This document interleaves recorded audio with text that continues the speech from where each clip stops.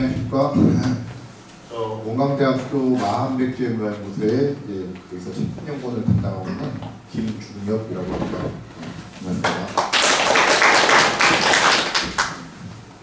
저에 대해서 조금만 더 간략하게 이야기를 드리면은, 저는 오늘 제가 발표할 마한, 백제 그런 문화에 대해서 이야기를 좀 드릴 텐데, 저는 마한 무덤이 제 전공입니다. 그래서 마한 무덤을 가지고 저도 평가문을 썼고, 그래서 아마 처음에 제가 여기 경험에 대해서 그 강좌 이야기를 받을 때는 정부의 백제 문화에 대해서 좀 이야기를 해달라고 이야기를 받았었는데, 제가 생각해보니까 아무래도 이 계시는 선생님들은 전부 백제 문화가 되게 유명하죠, 어떻게 보면은. 근데 조금 더 상대적으로 좀 덜 알려져 있는 마한 문화까지 같이 이야기해 보면은 좋을 것 같다, 그런 생각이 들어서 조금 이렇게 좀 범위를 넓혀서 이렇게 한번 주제를 정해봤습니다. 그러면은 본격적으로 한번 하겠습니다. 근데 전체 PPT 잘 보이시나요? 네. 네. 오늘 이야기할 주제는 간단합니다. 전국의 처음에 자연 지리적 환경에 대해서 한번 보고, 그 두 번째는 전국의 마한 문화가 어떤 것이 있는지 그거에 대해서 한번 살펴보고, 그리고 전국의 백제 문화, 그리고 이렇게 해서 한번 오늘 강의를 한번 해볼까 합니다. 혹시 마한에 대해서 이야기를 잘 알고 계시나요? 마한이라는 그 나라에 대해서?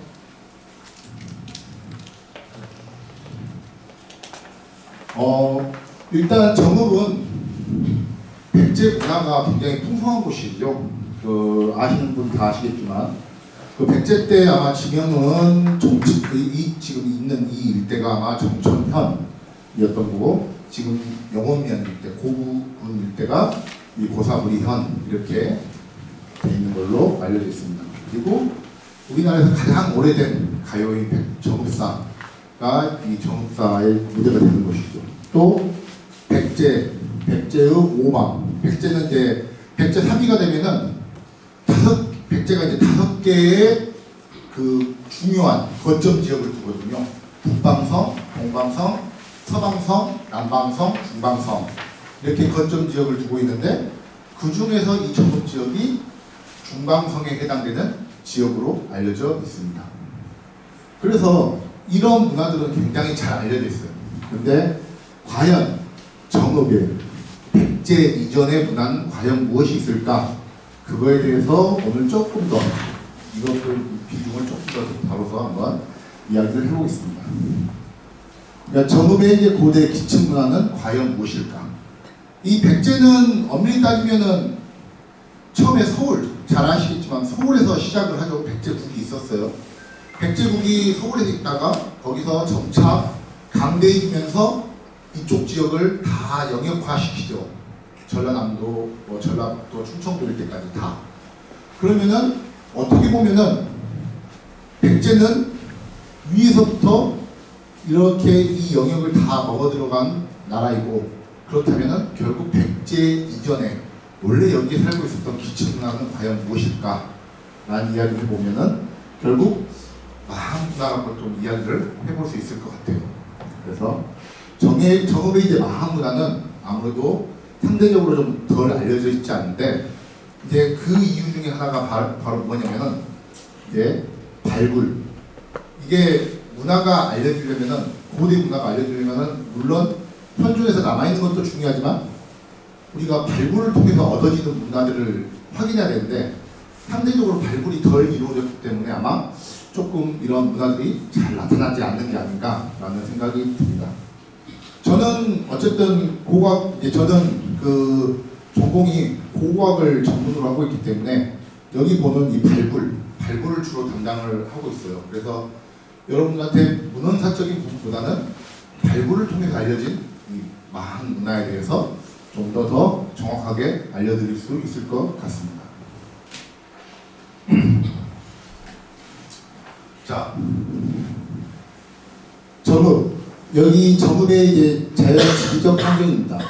보시면은 이 일대가 다 전북의 일대죠. 여기가 지금 남쪽 이쪽 깔려진 부분이 여기가 고창 지역이죠. 고창 지역이고 가장 전북의 최남단. 그러면 정읍은 지금 이렇게 빨간색으로 표시된 이 일대가 정읍 지역이에요. 그러면은 보시면은 자연 지역을 보면은 자 저는 익산에서 왔습니다. 익산 원광대학교에서 여기서 왔는데 익산도 보면은 이 자연 지역이 여기에 미륵산이 있어요.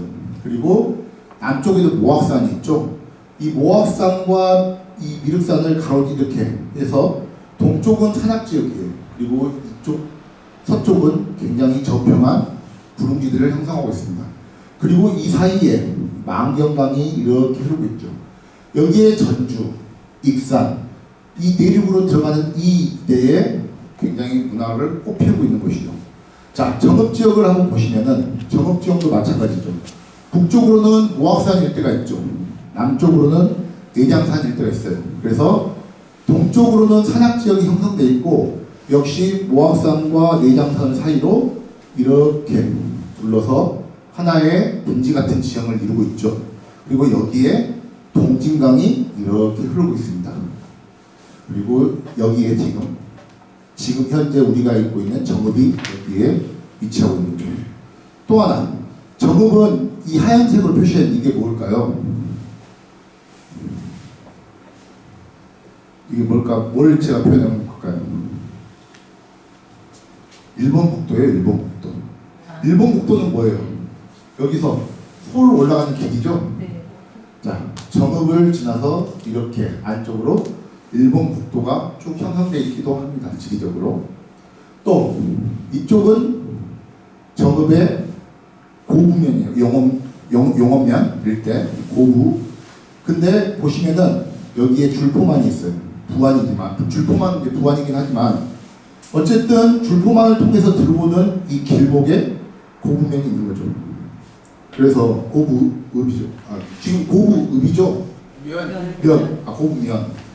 네. 그래서 이 일대는 아마 해안을 타고 과거에는 배를 타고 이동을 많이 하고 이제 이동을 할 수밖에 없거든요. 지금과 같은 KTX가 없기 때문에 내륙으로 말을 타고 이동하거나 바다를 통해서 배를 타고 이렇게 연안을 따라서 이동하거나 그렇다면은 백제가 아무래도 이 해안을 따라서 이렇게 아래쪽으로 이동하거나 할 때 여기에 중요한 거점을 뒀을 가능성이 높습니다. 그래서 크게는 정읍은 지리적으로 이런 해안길과 그리고 이러한 내륙길이 다 지나가고 있는 곳이기도 합니다. 그리고 또 이 정읍이 북쪽 여기 이쪽에 위치하는 이 일대와 고창, 영산강 유역이 이 전라남도를 잇고 있는 이 사이에 여기가 위치하고 있죠. 일본 국도를 타고 이렇게 들어가면 광주로 가죠. 광주 쪽으로 이렇게 내려갔는데 여기도 중요한 길목에 해당되는 곳이고 또한 여기서 서해안 쪽을 타고 고창을 내려가거나 이쪽 영광, 해남, 그 목포 그쪽으로 갈 때는 이 루트를 이용하고 있기 때문에 실질적으로 정읍이 이 사이를 지키는 길목 아주 중요한 지리적 요충지 역할을 하고 있는 곳이기도 합니다. 그래서 좀 이따 설명하겠지만 백제가 이 지역을 굉장히 빨리 자기네들이 영역화하려고 했던 이유도 아마 그러한 중요한 지리적 여건 때문에 그랬던 게 아닌가 현재 추정하고 있습니다. 그리고 혹시 중막동 제사유적이라고 들어보신 적 있어요? 네. 있죠. 삼국시대부터 고려시대까지 그 절벽 가까이 있는 그쪽에 어마어마한 토기들이 깨져가지고 나와요. 근데 이 중막동 제사유적은 제사를 지낸 곳이거든요. 어떤 제사를 지냈느냐? 바다에 나가는 배들의 안전 그런 것들을 기부하기 위해서 제사를 지낸 거죠. 결국 그 얘기는 무슨 얘기냐면은 이 제사 유적이 위치하고 있는 이 주변에 상당히 많은 배들이 점거하고 떠나고 항해하고 했다는 것을 의미하고 있는 겁니다. 그래서 이러한 중요성이 강조되는 자연지리적 환경입니다. 자, 그러면 이제 정읍의 마한 문화에 대해서 이제 본격적으로 한번 알아보도록 할게요. 근데 마한 문화에 대해서 무조건 이렇게 이야기하는 건 조금 이제 이해하기가 어려울 수 있으니까 전반적으로 이 마한에 대해서 한번 좀 더 이해를 제가 한번 여러분들께 시켜드리려고 합니다. 자, 마한은 일반적으로 지금 기원전 한 3세기경부터 시작해서 기원 후 4세기 중반 이 경에 존재했었던 나라라고 할 수 있고요. 이때 서울, 경기, 충청, 전라, 일본에 아마 위치했던 나라가 바로 마한이라고 보통 이야기를 하고 있습니다. 근데 이 마한에 대해서는 어떻게 알 수 있었느냐? 솔직히 어디 책에 나오지 않으면은 마한이라는 나라가 있었는지 없었는지 모르잖아요. 솔직히 어떤 뭐 이렇게 비석이나 그런 게 나오지 않는 이상에는.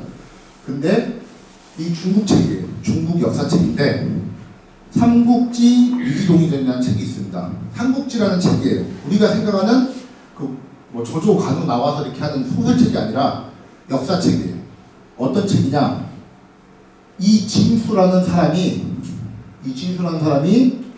이때 살았어요. AD 233년에서 297년까지 살았는데 이 사람이 이 삼국지라는 이 책을 씁니다. 근데 이 삼국지의 동쪽에 있는 나라에 대해서 기록을 하고 있어요. 그때 삼국지는 위초고, 삼국의 위초고를 다루는 중심 역사서거든요. 근데 이제 그 나라의 동쪽에 있는 변방의 나라들을 적고 있는데 거기에서 처음 이 마한에 대한 최초의 기록이 나와요. 이게. 그래서 마한의 가장 기초적인 사서가 바로 이 삼국지 위기동의전이라고 할 수가 있습니다. 그러면 이 사람이 233년에서 297년까지 살았기 때문에 적어도 이 삼국지가 언제 쓰여졌냐면은 이 사이에는 쓰여졌겠죠. 정확히 언제는 모르겠지만 그렇다면 대략 아마 AD 3세기 한 중반경에 쓰였을 겁니다. 글이. 그러면은 그때의 정세에 가장 능통하고 있었던 그 들리는 이야기들이나 그런 것들을 아마 이 마한에 대한 이야기를 적고 있었겠죠. 그래서 이렇게 삼국지 위기동의전이 마한에 대한 최초의 기록물이다라고 알고 계시면 될 것 같아요.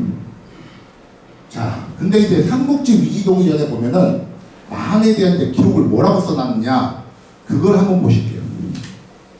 자, 보시면은 여기에 이렇게 써져 있어요. 한은 대방의 남쪽에 있는데 동쪽과 서쪽은 바다로 한계를 삼고 남쪽은 외라 접경하니 면적이 사방 사철쯤 된다. 한에는 세 종족이 있으니 하나는 마한, 둘째는 진한, 셋째는 변한인데 진한은 옛 진국이다 이렇게 써져 있어요. 가장 기본적으로. 그래서 저희들이 아니라 이제 보면은 이 한은 대체로 이 남쪽의 이 일대를 대체로 그때 당시에 칭했던 것으로 보여요. 한은 여기서 세 종족이 있다. 마한, 진한, 변한. 여기서 이렇게 써있죠. 마한은 서쪽에 위치하였다. 그리고 큰 나라는 마녀다. 작은 나라는 수천가로 총 10여만 노이다. 그들은 산과 바다 사이에 흩어져서 살았으며 성곽이 없다. 이렇게 이야기를 하고 있어요. 근데 여기 보시면은 고고학적으로 아직까지 마한에 성곽이 확인된 예는 없어요. 진짜. 성은 아마 백제가 이후에 이 만들어진 것으로 지금 현재 고고학적으로는 보고 있습니다. 어쨌든 이렇게 글이 기본적으로 쓰여져 있는데, 자, 그래서 마한의 공간적 범위를 이렇게 추적해 보면은 대략 이 서울, 경기, 충청, 전라도 일대를 포함하고 있고 아마 이 절반을 잘랐을 때 이 서쪽 일대가 마한의 영역이 아니었을까 현재 추정하고 있지만 정확하게 이게 춘천까지인지 뭐 아니면은 뭐 동쪽에 있는 뭐 장수까지인지 아니면 뭐 광양까지인지 그런 영역은 정확하게 알 수가 없어요.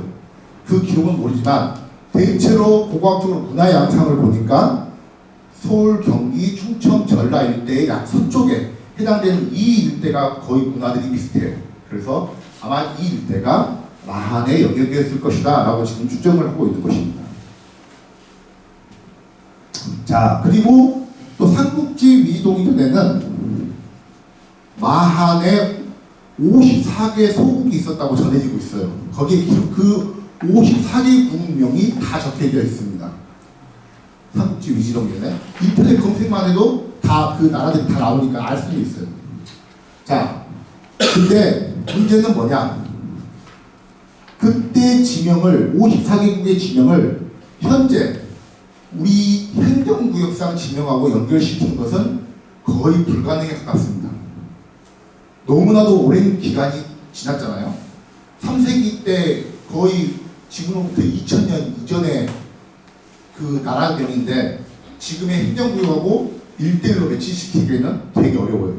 다만 지금에 남아있는 지명들하고 막 의문적인 그런 연구를 하시는 분들이 나름 연구를 하고 그렇게 해서 대체적으로 보니까 백제국 마한에 있던 백제국은 지금의 나중에 발전한 고대 국가 백제로 이어지고 있기 때문에 거의 확실시 되고 견해들이 거의 일치하다는 얘기예요. 그리고 또 모로비디국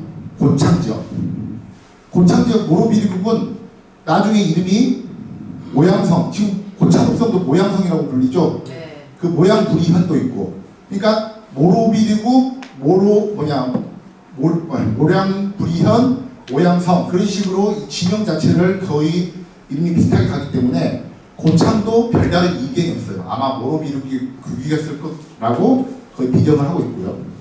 또 벽비디국은 벽골제, 벽골, 현 이렇게 아마 김제가 일대가 아닐까라고 거의 학자들이 이렇게 의견을 어느 정도 일치를 하고 있습니다.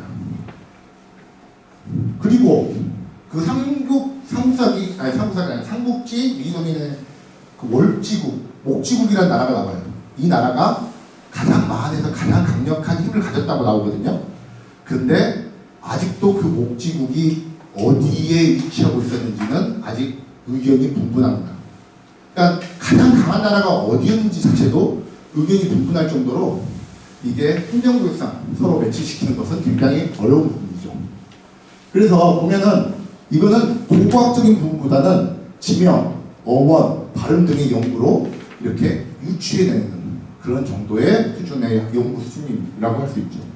만약에 발굴을 했는데 뭔가 딱 발굴해서 비석이 나오거나 뭔 글자가 나와서 여기는 어디 국이다 라고 딱 나오면은 거기가 당연히 무슨 국이 되겠지만 아직까지 그런 예가 한 군데도 없거든요.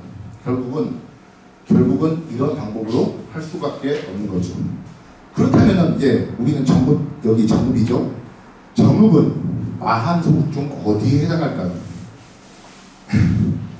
혹시 이 초산도 비리국이라는 얘기를 들어보셨나요? 네. 아 그래요? 무슨 동이 그렇죠. 초산동도 있고 네. 초산도 있죠. 네. 그래서 물론 의견이 좀 나누긴 나눠요. 지금 연구하시는 분들이 거의 의견이 있긴 있는데 그래도 지명으로 보면은 현 정읍시 이론을 초산도 비리국으로 비교하고 있는 견해가 가장 유력한 것으로 보입니다. 근데 이제 그리고 또 고구 이론 같은 경우는 구소국이라는 또 명칭을 붙여요. 근데 이제 보통 지금은 정읍이 하나잖아요. 근데 이 정읍이라는 것도 과거에 하나의 나라였다고는 이야기 못합니다. 그러니까 정읍도 결국은 각각 현으로 분리되듯이 과거에는 좀 더 작은 규모의 정치체가 있었던 것이었을 가능성도 있어요. 근데 어쨌든 이 초산도 비리국이라고 그 비정하는 이유 중에 하나가 바로 신증동국여기 승남 1530년에 쓰인 신증동국여기 승남에 보면은 이 국명에 거기에 뭐라고 써져 있냐면 정촌하고 초산이라고 써져 있어요. 그래서 정촌, 초산. 그래서 아마 이 초산이라는 지명 자체가 아마 여기가 초산도 비리국 이 가창 이 지명 연결돼서 이렇게 불렸을 가능성이 높다라고 추정을 하고 있는 것이죠. 그리고 이제 고구 일대 그의 구소국이라는 지명이 있는데 왜 거기는 이제 구소국이라고 붙이고 있느냐?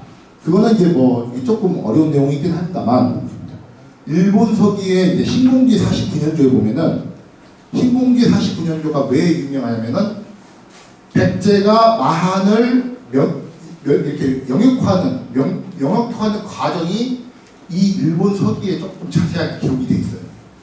근데 여기 보면은 자 일본 서기 신공기 49년 춘 3월에 비리 벽중 포미 집안 고사읍이 스스로 백제에게 항복한다는 기사가 나와요.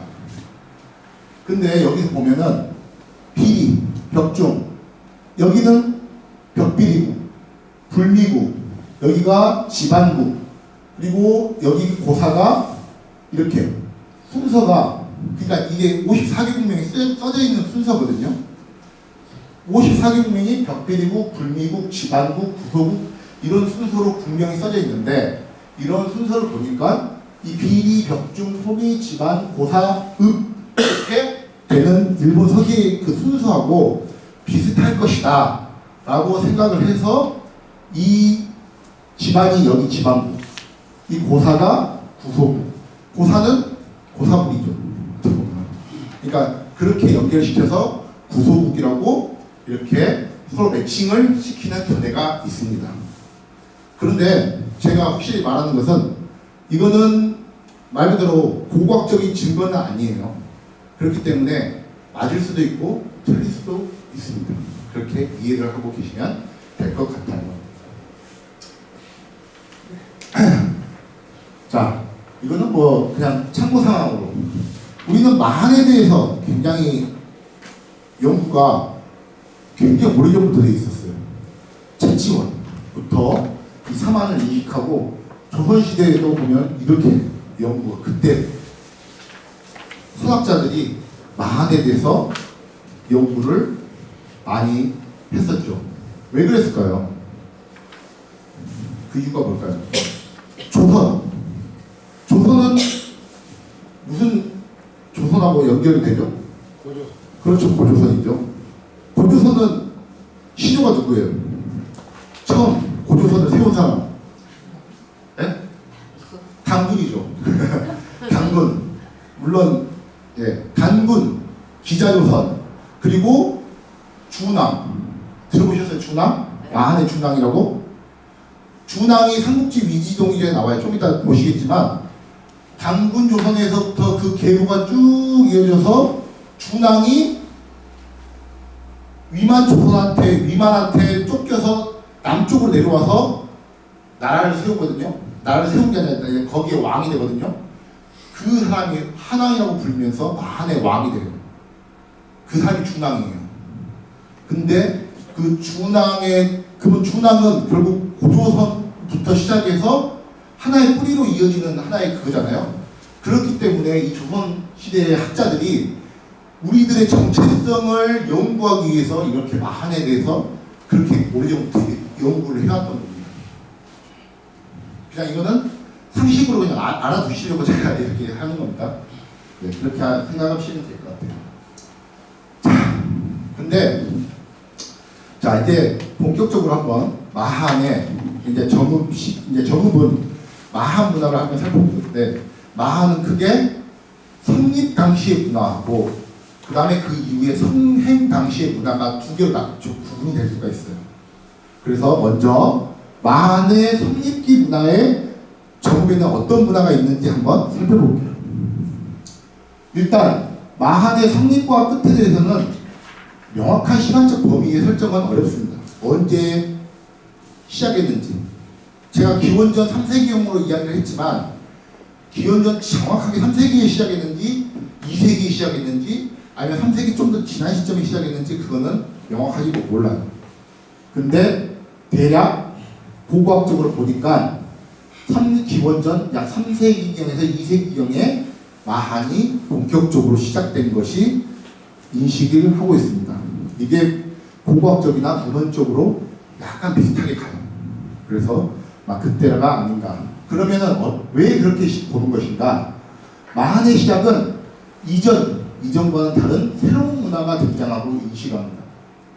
이게 좀 어려운 말이긴 한데 정토의 토기라는 토기가 있는데 이 토기하고 세동검 문화의 등장 또는 준왕, 아까 말한 고조선의 준왕이 남쪽으로 내려온 그 시점, 그리고 또 뭐가 있냐, 이 지역에 없던 철기가 갑자기 등장을 하기 시작해요. 그래서 그 시점이 결국 마한의 시작과 관련이 있는 게 아닌가 지금 현재 보고 있습니다. 그래서 보면은 이런 거예요.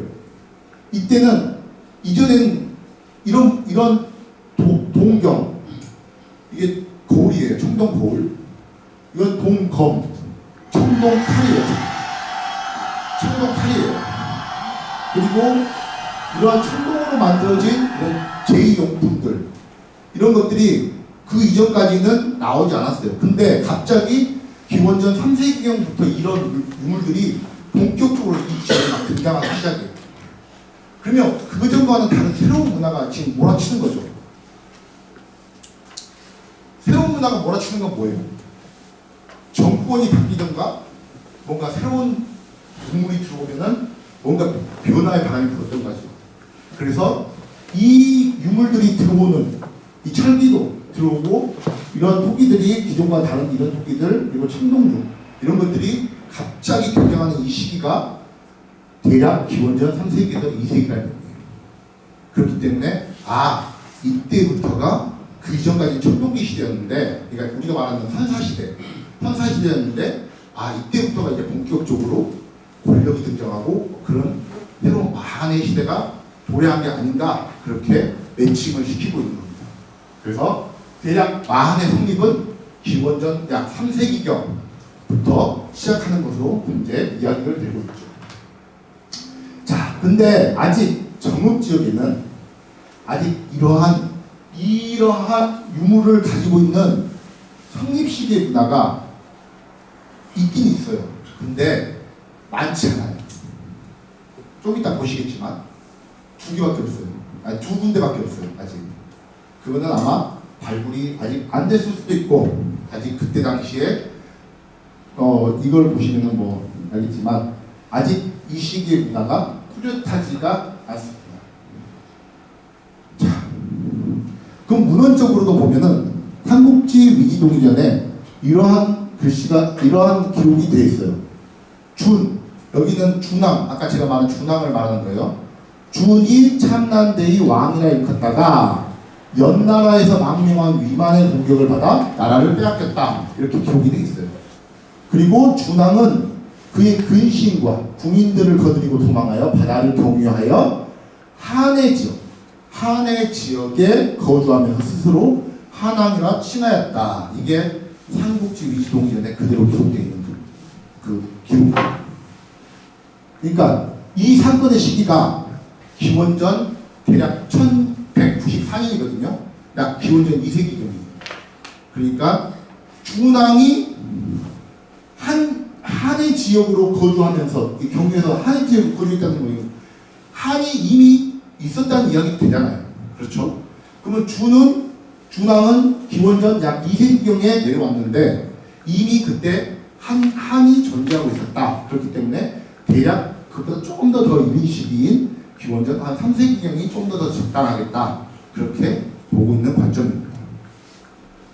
그래서 제가 이제 어쨌든 하고 싶은 말은, 마한의 성립 시기는 기원전 300년부터 기원전 100년 정도가 본격적으로 마한의 성립된 시기를 추정해 볼 수 있다, 이렇게 얘기를 할 수 있죠.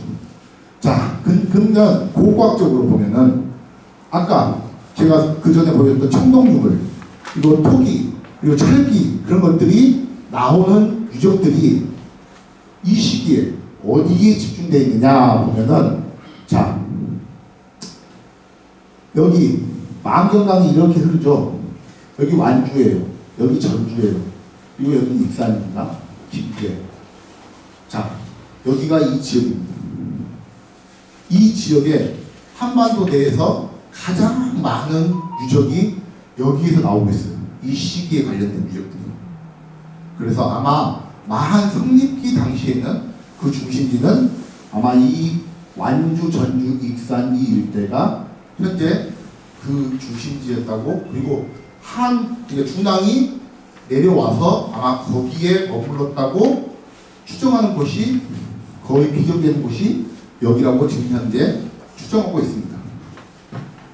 그리고 이제 이 밑에 여기보다는 좀 더 아래쪽인 우리 전북 지역에는, 자, 잠깐만요. 네, 일단 정읍 지역에는 이게 이 어떠한 그런 그 시기에 해당되는 어떠한 유적들이 있는가 한번 살펴보면은 일단 이 시기에 나오는 그 유물과 무덤을 어떤 걸 쓰냐면은 그때 당시에는 이 적성 목감묘하고 토학묘라는 무덤을 씁니다. 그러니까 이런 식이에요. 관을 놓기 무덤을 이렇게 파고 관을 놓고 여기다가 돌을 채워넣어요. 위에도 돌을 채워넣어요. 그래서 이렇게 만든 무덤들이 등장하기 시작합니다. 그리고 이런 형태도 나와요. 그래서 이런 형태의 무덤들이 자 사진으로 보면 이렇게 화순 대공이라든가 군산 선제리에 보면 이렇게 돌이 이렇게 둘러져 있고 유물들은 청동 유물 아까 봤던 정토대통이라는 이런 유물들이 나오죠. 그리고 이렇게 통나무관을 써요. 통나무관을 쓰기도 하고 이거는 이제 저희 경상도에 창원 다오이라는 데서 주토된 그대로 주토된 아마 기원전 1세기에서 기원 전후한 시기에 이 목관입니다. 이게 통나무를 그대로 잘라서 썼어요. 이렇게. 그래서 여기도 보면 바닥이 이렇게 생겼거든요. 이러한 문화들이 나타나기 시작하는 거죠. 아까 봤듯이 청동 유물들은 이렇게 다양한 청동 유물이 이렇게 나와요. 간두령, 동경, 동거, 이거 그냥 도끼입니다. 도끼, 동사, 청동을 만든 세기계, 그리고 이건 다 제사 관련된 용기죠. 이런 것들이 이렇게 나오는데, 자 그리고 이렇게 토광묘들 여기는 이제 전주, 완주 있다가 가장 많은 유적들이 여기 분포한다고 했잖아요. 여기 보면 이렇게 군집을 이루고 있어요. 이런 식으로. 자, 이런 형태의 무덤들이 나옵니다. 여기도 보면 한 궁에 70여 개 이상이 막 몰려있어요. 이런 집들이. 이렇게 몰려있는 데가 다른 데는 한 군데도 나온 데가 없고 이 전주나 완주, 익산 일대만 이렇게 나와요. 자, 이런 거죠. 이런 단유 세종경. 굉장히 세밀한 형태, 지금의 기술로도 만들기 어렵다는 그런 거울과 이러한 거푸집 이런 것들이 거기서 출토가 되죠. 자, 이렇게 토기도 이런 형태들이 이거 말한 정토대 토기, 흑도 이거 흑색의 긴 목을 가진 호라 그래서 흑도 장경이라고 하는데 이런 토기들이 이 시기에 본격적으로 나오기 시작합니다. 자, 이런 토기들 잘 보세요. 그러면은 정읍에 이 시기에 해당되는 유적이 뭐가 있을까 봤더니 지금 현재까지 발굴된 것이 2건이 있어요. 2건. 그 중에 하나가 정읍 정토유입니다. 정토유죠. 어디냐면 정우면 회룡리 정토산 아래서 아마 거기서 뭔가를 지기 전에 발굴했는데 여기서 나온 거예요. 보시면은 아까 무덤들이 똑같죠? 이렇게 무덤 파놓고 여기 주변에다가 이렇게 돌을 돌렸어요. 적석, 아까 뭐랬죠? 적석 목감이라고 했죠? 그런 형태와 똑같은 무덤이 나와요. 이 토기는 이런 토기 나와요. 아까 정토대 토기하고 이런 흑도 장경. 그러니까 정읍도 이 마한의 성립 시기에 해당되는 이러한 무덤들이 나오고 있다는 거죠. 여기 2기가 나왔어요. 여기도 똑같이 여기는 무덤을 파고 이 주변으로 돌을 돌려서 이렇게 무덤을 마무리하고 있는 형태의 적석, 토광묘, 목감묘 이런 형태의 무덤이 나오고 있습니다. 자, 또 하나 정읍 백양리라고 영업면에 백양마을이 있어요. 근데 여기도 아마 도로 이렇게 개발하면서 발굴이 됐던 걸로 알고 있어요. 근데 여기 보면은 이렇게 빨간색으로 표시된 3기가 마한 성립기에 해당되는 토광묘에 해당되거든요. 근데 여기서 뭐가 나오느냐? 여기서 아까 봤던 단유세문경 그 거울 같은 거 뾰족뾰족 하는 게 기하학적 문양이 있는 거 있죠? 이게 조각들이 이렇게 나왔어요. 여기서. 그리고 이게 뭐냐? 동사라고 그래서 그러니까 청동으로 만든 색이개요. 색이개. 뭐 이렇게 새길 때 이렇게 막 이렇게 새길 때 이렇게 쓰는 거. 그래서 동사와 이 세문경이 이 토광묘 안에서 나왔습니다. 유일해요. 지금 현재까지 정읍에서 확인된 유일한 청동 유물이라고 할 수가 있겠죠. 아마 주변으로 이제 발굴이 되다 보면은 좀 더 이런 자료들이 많이 더 나올 수도 있을 겁니다. 아마 왜냐면은 만경강 유역에서 아마 그 문화들이 많이 분포하고 있기 때문에 정읍 지역도 그 아래쪽에 동딩은 멀지 않잖아요. 그렇기 때문에 정읍 지역도 마찬가지로 그 문화들이 같이 형성돼서 나올 수도 있어요. 또는 또 하나 그 시기는 어떻게 보면 정읍 지역 같은 경우는 이 지성묘들이 또 있죠. 고인돌. 그렇죠? 그러면은 고인돌이나 청동기 시대의 세력들이 좀 더 이렇게 좀 세력이 세면은 새로운 문화가 들어오는 것을 데이터적으로 막아내는 경우들이 있어요. 그러니까 자기네들이 잘 밀집되고 잘 살고 있으면은 새로운 문화가 들어올 때 너희들 들어오지 마. 하지 마. 딱 그러면은 그 문화를 받아들이지 않는 거죠. 그래서 안 나타났을 경우도 있습니다. 그거는 이제 좀 더 자료가 더 이제 발굴이 되고 나서 좀 더 이제 해석을 해야 될 부분이기도 하지만 보면은 많이 나오는 지역과 그렇지 않은 지역은 그 살고 있던 사람들이 이 문화를 새로운 사람들이나 새로운 문화를 쉽게 받아들이느냐 받아들이지 못하느냐에 따라 그 문화가 나타나고 안 나타나고도 있어요. 그렇기 때문에 이러한 다양한 경우 수가 있기 때문에 그런 분들은 좀 더 자료가 증가되면은 이런 문화들이 나타나지 않을까 확실해지지 않을까 생각되는 바입니다. 어쨌든 이 정읍 지역에는 이 성립기라고 하는 마한의 성립기라고 하는 문화가 이렇게 나타나고 있다. 그렇게 알고 계시면 될 것 같습니다. 자, 그 다음에 이제 마한의 성인기 문화가 있어요. 성인기 문화는 자, 아까는 기원전 3세기에서 기원 전후 시기라고 이야기를 한다면은 자, 마한 성인기는 기원 후 2세기부터 4세기 중반까지. 이 4세기 중반은 뭐냐? 왜 4세기 중반을 자를 수밖에 없느냐? 자르느냐 하면은 대체로 백제가 이제 세력이 강해져서 이쪽으로 내려와서 이쪽을 영역화하는 시점이 4세기 중반경으로 보고 있어요. 이게 아마 근초고왕 때, 백제 근초고왕 때로 보고 있는데 그때가 아마 그래도 마한이 백제에 영역화되는 시점이기 때문에 그렇다면 마한의 문화라고 할 수 있는 것은 기원 후 2에서 4세기 중반경이 조금 중심을 이루고 있다. 이렇게 이야기를 하고 있습니다. 근데 이 문화가 기존에 제가 말했던 성립기 문화보다는 또 다른 문화가 성행을 하게 돼요. 여기는.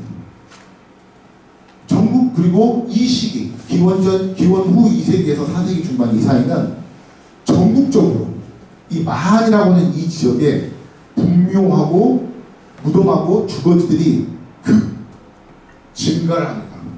대규모의 이제 집단이 생기기 시작하면서 취락도 생기고 분묘도 어마어마하게 늘어나게 되고 이거는 이 지역뿐만이 아니라 저기 서울도 마찬가지고 경기도 마찬가지고 춘천도 마찬가지고 그렇게 됩니다.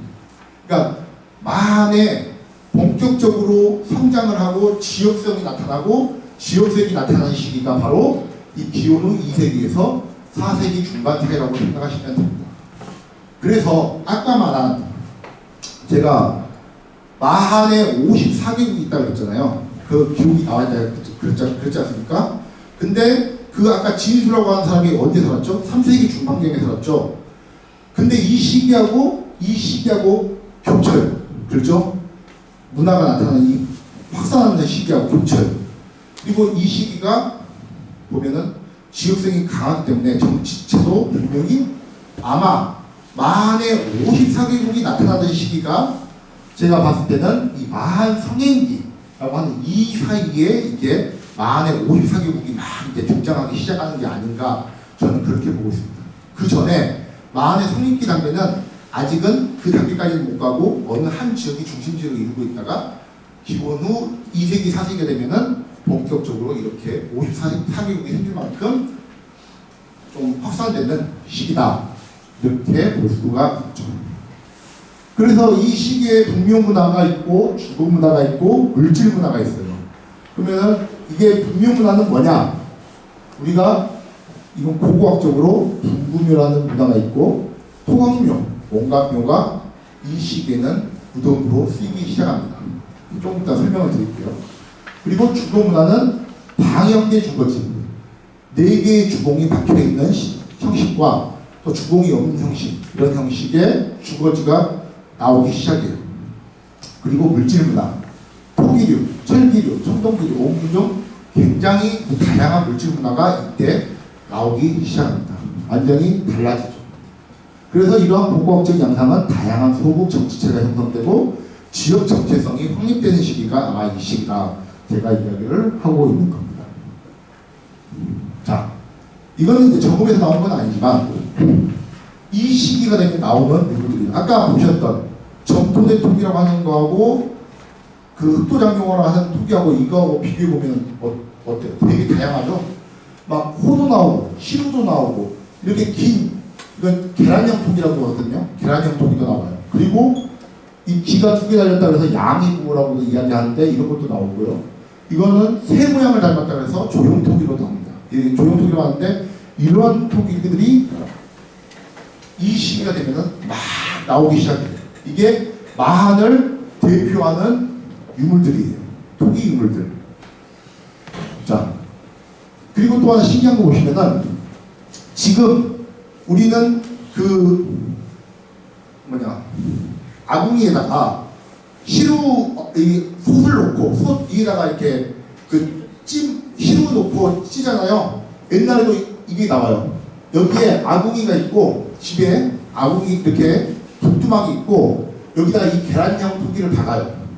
그리고 여기다 물을 채우고 이 나온 시루를 여기 위에다가 박습니다. 그래서 이런 형태로 불을 쬐서 물을 끓여서 여기서 쪄먹어요, 음식을. 그러니까 그 문화가 이미 마한 시대부터 등장을 하고 있는 거예요. 그렇죠? 자, 그리고 또 뭐가 나옵니다. 이제 이러한 철로 된 무기도 나옵니다. 철로 된 무기들. 청동은 만들기도 힘들고 약해요. 실생활 싸우면은 뭔가 내리치면은 쉽게 깨지죠. 철은 그렇지 않잖아요. 철을 가진 자가 정복한다 그러잖아요. 이 철기들이 물론 마한시대도 철기가 귀하긴 귀합니다. 그래서 이러한 그 칼은 마한 무덤에서도 잘 거기 뽑힌 사람들한테만 나와요. 그렇지만 이러한 유물들이 본격적으로 많이 등장을 합니다. 이 시기가 되면. 그리고 또 옥. 얼마나 곱습니까? 옥. 자, 여기 글이다. 삼국지 위지동인의 이 말들도 나옵니다. 마한 사람은 금보다도 옥을 더 귀하게 여겼다. 이렇게 나와요. 그래서 보면은 옥을 이렇게 만들거든요. 이렇게 옥을 만들던 이러한 거푸집들이 발굴 조사를 통해서 나오고 있습니다. 물론 아쉽게도 전국은 아직 안 나왔습니다만 다른 지역에서는 이렇게 나오고 있습니다. 자, 이 시기의 분묘문화 한번 먼저 볼게요. 분묘문화는 뭐가 있냐면은 분구묘라고 하는 게 있어요. 여러분들이 이 마한하면은 이 지역에는 분구묘라고 하는 무덤이 있는데 여러분들이 흔히 생각하는 무덤하고는 개념이 틀려요. 자, 여러분 그 집에 무덤 누구 돌아가셔서 무덤을 만들 때 어떻게 파요? 땅을 그냥 파죠. 깊게 파고 그리고 관을 넣죠. 그리고 뭐 어떤 집은 흙관을 두기도 하고 어떤 집은 그냥 목관으로 놓고 이렇게 흙을 평장을 하고 그 위에 봉토를 만들잖아요. 그게 일반적인 무덤이잖아요. 그런데요, 마한 무덤은 그렇지 않아요. 이 분구면은 보시면은 어떻게 생기냐면은 이게 땅이에요. 땅을 파는 게 아니라 땅에다가 먼저 성토를 먼저 해요. 이렇게 성토를 먼저 해요. 성토를 하고 난 다음에 단단하게 한 다음에 그 다음에 거기 위에다가 묘광을 파요. 그리고 관을 거기다 집어넣어요. 그렇기 때문에 관이 지하에 있는 게 아니라 위에 올라가 있어요. 그러면 2000년 전이니까 막 개발이 지금 되고 바깔고 뭐 하면은 이게 싹 잘 나가버리겠죠. 그러면 지금 이런 무덤인데 가운데 남아있는 게 하나도 없어요. 그러니까 매장 시설이. 왜? 원래 위에 있었는데 다 잡힌 게 아니고 다 날아가 버린 거죠. 그래서 이러한 무덤이 이 지역의 마한의 무덤으로서 존재하기, 성행하기 시작을 합니다. 이게 특이한 무덤이에요. 근데 보시면 특징이 뭐냐면은, 자, 이 주변으로 온관들이 이렇게 있죠. 여기에 관이 들어가고 주변으로 온관이 여러 개가 들어가요. 그러니까 하나의 분구묘에 한 기의 매장 시설이 들어가는 게 아니라 한 기의 분구묘에 막 10기, 8기, 5기, 3기 그렇게 들어가요. 그럴 경우에는 어떻게 생각하겠어요? 가까운 사람, 가족들이 있죠 아마. 그래서 대체로 분구묘는 혈연 중심의 무덤이라고 이야기를 하고 있습니다. 지금. 그러니까 촌락사에도 가면은, 그리고 또 지금 가면 선산이 있듯이 같은 시족, 같은 그 계보는 같이 뭉텅이로 이렇게 같이 안치를 하잖아요. 근데 이제 분구묘 같은 경우는 그 대신 하나의 마운드를 만들어 놓고 거기에 여러 사람들이 이렇게 안치된다는 거죠. 그래서 이게 마한 무덤의 당시의 특징이에요. 자, 그래서 이러한 형태들이 있어요. 주구가, 이건 도랑이라고 하는데, 도랑을 파고 이 판 흙으로 여기 안에를 두툼하게 쌓은 다음에 거기에다가 두툼하게 쌓은 다음에 묘광을 파고 관을 넣고 이렇게 무덤을 만드는 겁니다. 자, 정읍 지역에는 이러한 마한 무덤들이 몇 군데 나오는 예가 있습니다. 자, 정읍 신면유적이라고 이반면에 있는, 이반면이 이쪽에서 남쪽에 있죠? 네. 여기서 남쪽이죠. 네. 이반면 신면이라는 곳에서 이제 뭐 여기 공장을 아마 지어서 아마 발견이 된 걸로 알고 있는데, 보시면은 똑같이 생겼어요. 이렇게 도랑을 둘러요. 도랑을 두르고 여기 안에 흙을 아마 쌓았을 겁니다. 근데 이제 다 평탄화가 돼버려서 사라졌겠죠. 그래도 여기 안에 보면 무덤이 몇 개가 있어요. 하나, 두 개가 있어요. 지금 2개가 남아있는 거예요. 그러니까 적어도 이 안에는 2개 이상의 무덤이 존재했다는 거죠.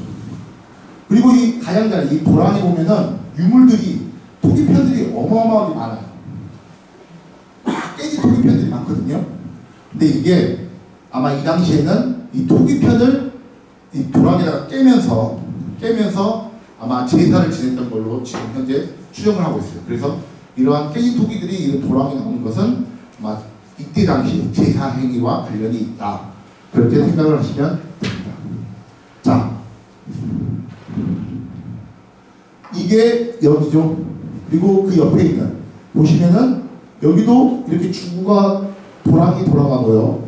가운데 매장 시설이 하나 있고 여기에 온간이 하나 있고 여기에 또 다른 토광이 하나 있어요. 매장 시설 몇 개예요? 하나, 둘, 세 개. 이 조그만한 공간에도 3개가 들어가요. 그러니까 하나의 분부에 뭔가 이 가족관계가 뭐 자식과 아버지 사이인지 부부 사이인지 아니면 무슨 사이인지는 잘 모르겠죠. 그건 뭐 뼈가 나오진 않기 때문에 분석을 못하기 때문에 그건 확실하지 않지만, 그래도 가까이 있는 사람이니까 그렇게 가깝게 한 번에 묻었겠죠. 그래서 이러한 무덤들이 나옵니다. 여기도 마찬가지. 네, 이렇게 생겼어요. 도랑이 두르고 가운데 이렇게 매장시설이 있고 주변으로도 이렇게 온간 등의 매장시설이 흘러가 더 이렇게 시설이 되어 있죠. 이 토기는 아까 봤던 이런 토기들과 철기, 그리고 이게 좀 높은 사람들이 안고 가지고 가는 환두대도라고 하는 이 칼이 여기에 해당돼서 나오고 있습니다. 2010년 유적에. 자, 아까 봤던 그 주변에 있던 온간들이, 온간묘도 같이 쓰여요. 이렇게 온간을 2개를 이렇게 합구시켜서 여기에다가 매장을 하기도 하고요. 이렇게 하나로 해놓고 여기다 부작품을 묻고 여기다 하기도 하죠. 길이는 약 1.3m니까 막 뭐 1m 이내인 경우도 있고. 그러면은 온간에는 누가 묻혔을까요? 여러분 혹시 어르신들 어렸을 때 옹기묘라든가 애기들 애기 뭐 그럴 때는 뭐 누굴 묻어요? 애기죠. 소화를 묻죠. 근데 이제 여기도 아마 그랬을 가능성이 높아요. 유소화를 묻었을 가능성이 높아요. 그 크기를 보면 1m가 넘지 않기 때문에 조그만해요. 네, 조그만해요. 이렇게 영상형 유역 가면은 막 2m, 3m 그리고 또 1점 몇 미터에서 성인을 이룰 수 있는 공간이 나오기도 하는데 아직 전북지역이나 이쪽 전북지역 같은 경우는 그렇게 큰 규모의 공간은 나오진 않아요. 그래서 대용관이 있긴 있지만 대체로 1m 이내의 공간입니다. 근데 굉장히 많이 나와요. 굉장히 많이 나와요. 진짜 공간이.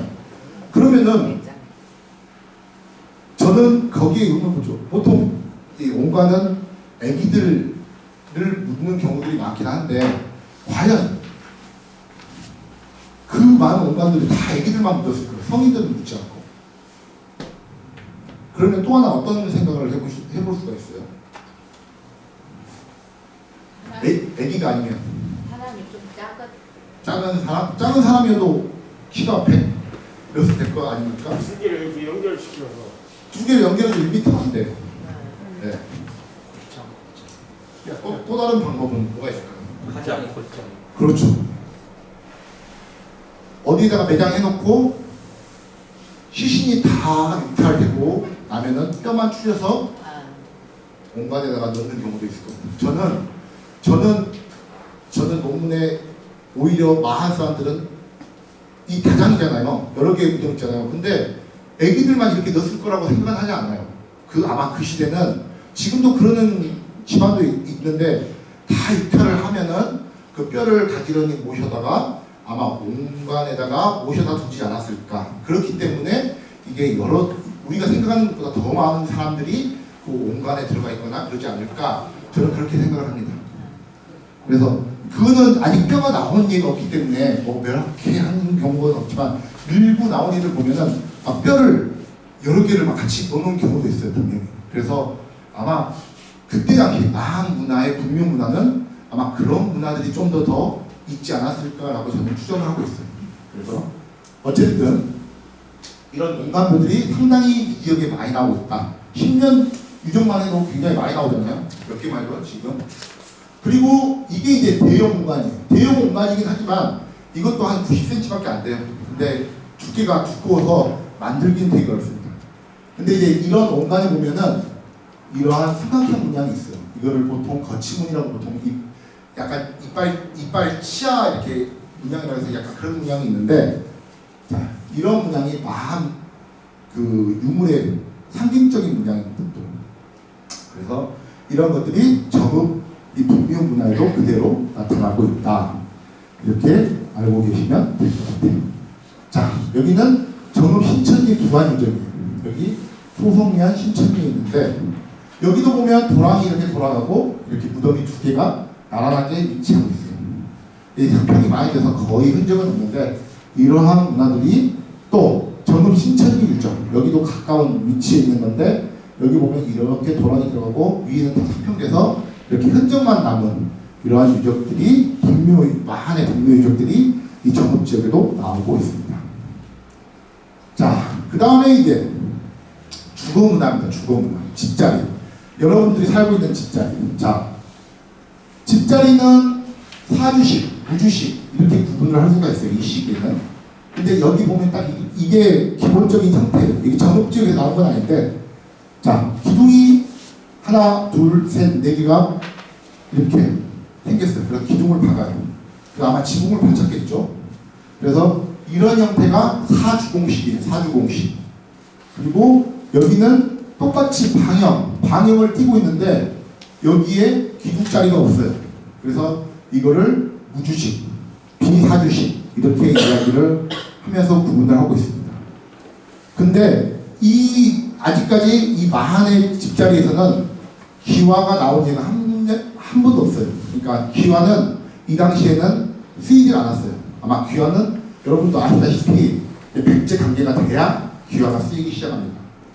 아마 서울, 풍남토성이나 그쪽은 좀 일찍 쓰이긴 쓰였는데 아직 이 마한이라고 하는 이 지역에는 기와가 쓰이지 않았다. 자, 그리고 정읍지역에서도 확인되는 마한 집자리는 전라도 이론의 일반적인 영상과 유사하죠. 그리고 다수의 마한 주거지들이 확인되고 있습니다. 오히려 분묘 유적보다도 이 주거 유적들이 상당히 많이 확인됐어요. 이 정읍지역에서는.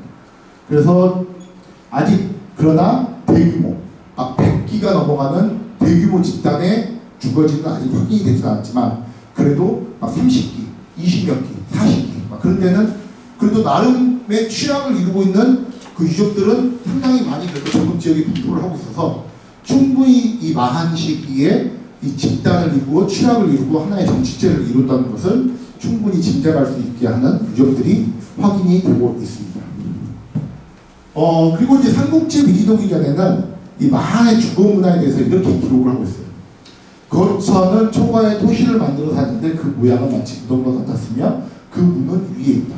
온 집안 식구가 그 속에 살며 장류와 남녀의 분별이 없다. 이렇게 기록이 되고 있습니다. 그래서 이걸 토대로 뭐 어떤 사람들은 주거 모양, 이렇게 복원되는 모양을 이렇게 추정하기도 하는데 이게 상당히 어려워요. 어쨌든 이거는 뭐 그렇게 있다는 걸 알고 계시면 되고, 자, 기본적으로 방형의 집자리, 움집이에요, 움집. 땅을 깊게 파고 집을 만든 거예요. 그리고 기둥이 하나, 둘, 셋, 네 개가 있고 이쪽에는 배연 시설이 있어요. 배연. 배연이 뭐예요? 그 연기를 밖으로 빼는 시설. 그리고 한쪽에는 여기에 보면은 부뚜막 시설이 있어요. 조리를 해먹는. 그러니까 한 집에 부뚜막 잠을 자고 여기서 생활을 다 하는 거예요. 원룸이에요, 원룸. 네, 지붕을 따지면 크기도 그렇게 큰 것도 있지만 그렇게 크지 않아요. 여기서 한 크면은 5m, 작으면은 한 3m 되는 것도 있어요. 그래서 이 조그만한 집에 아마 같이 생활하면서 살았던 게 아닌가.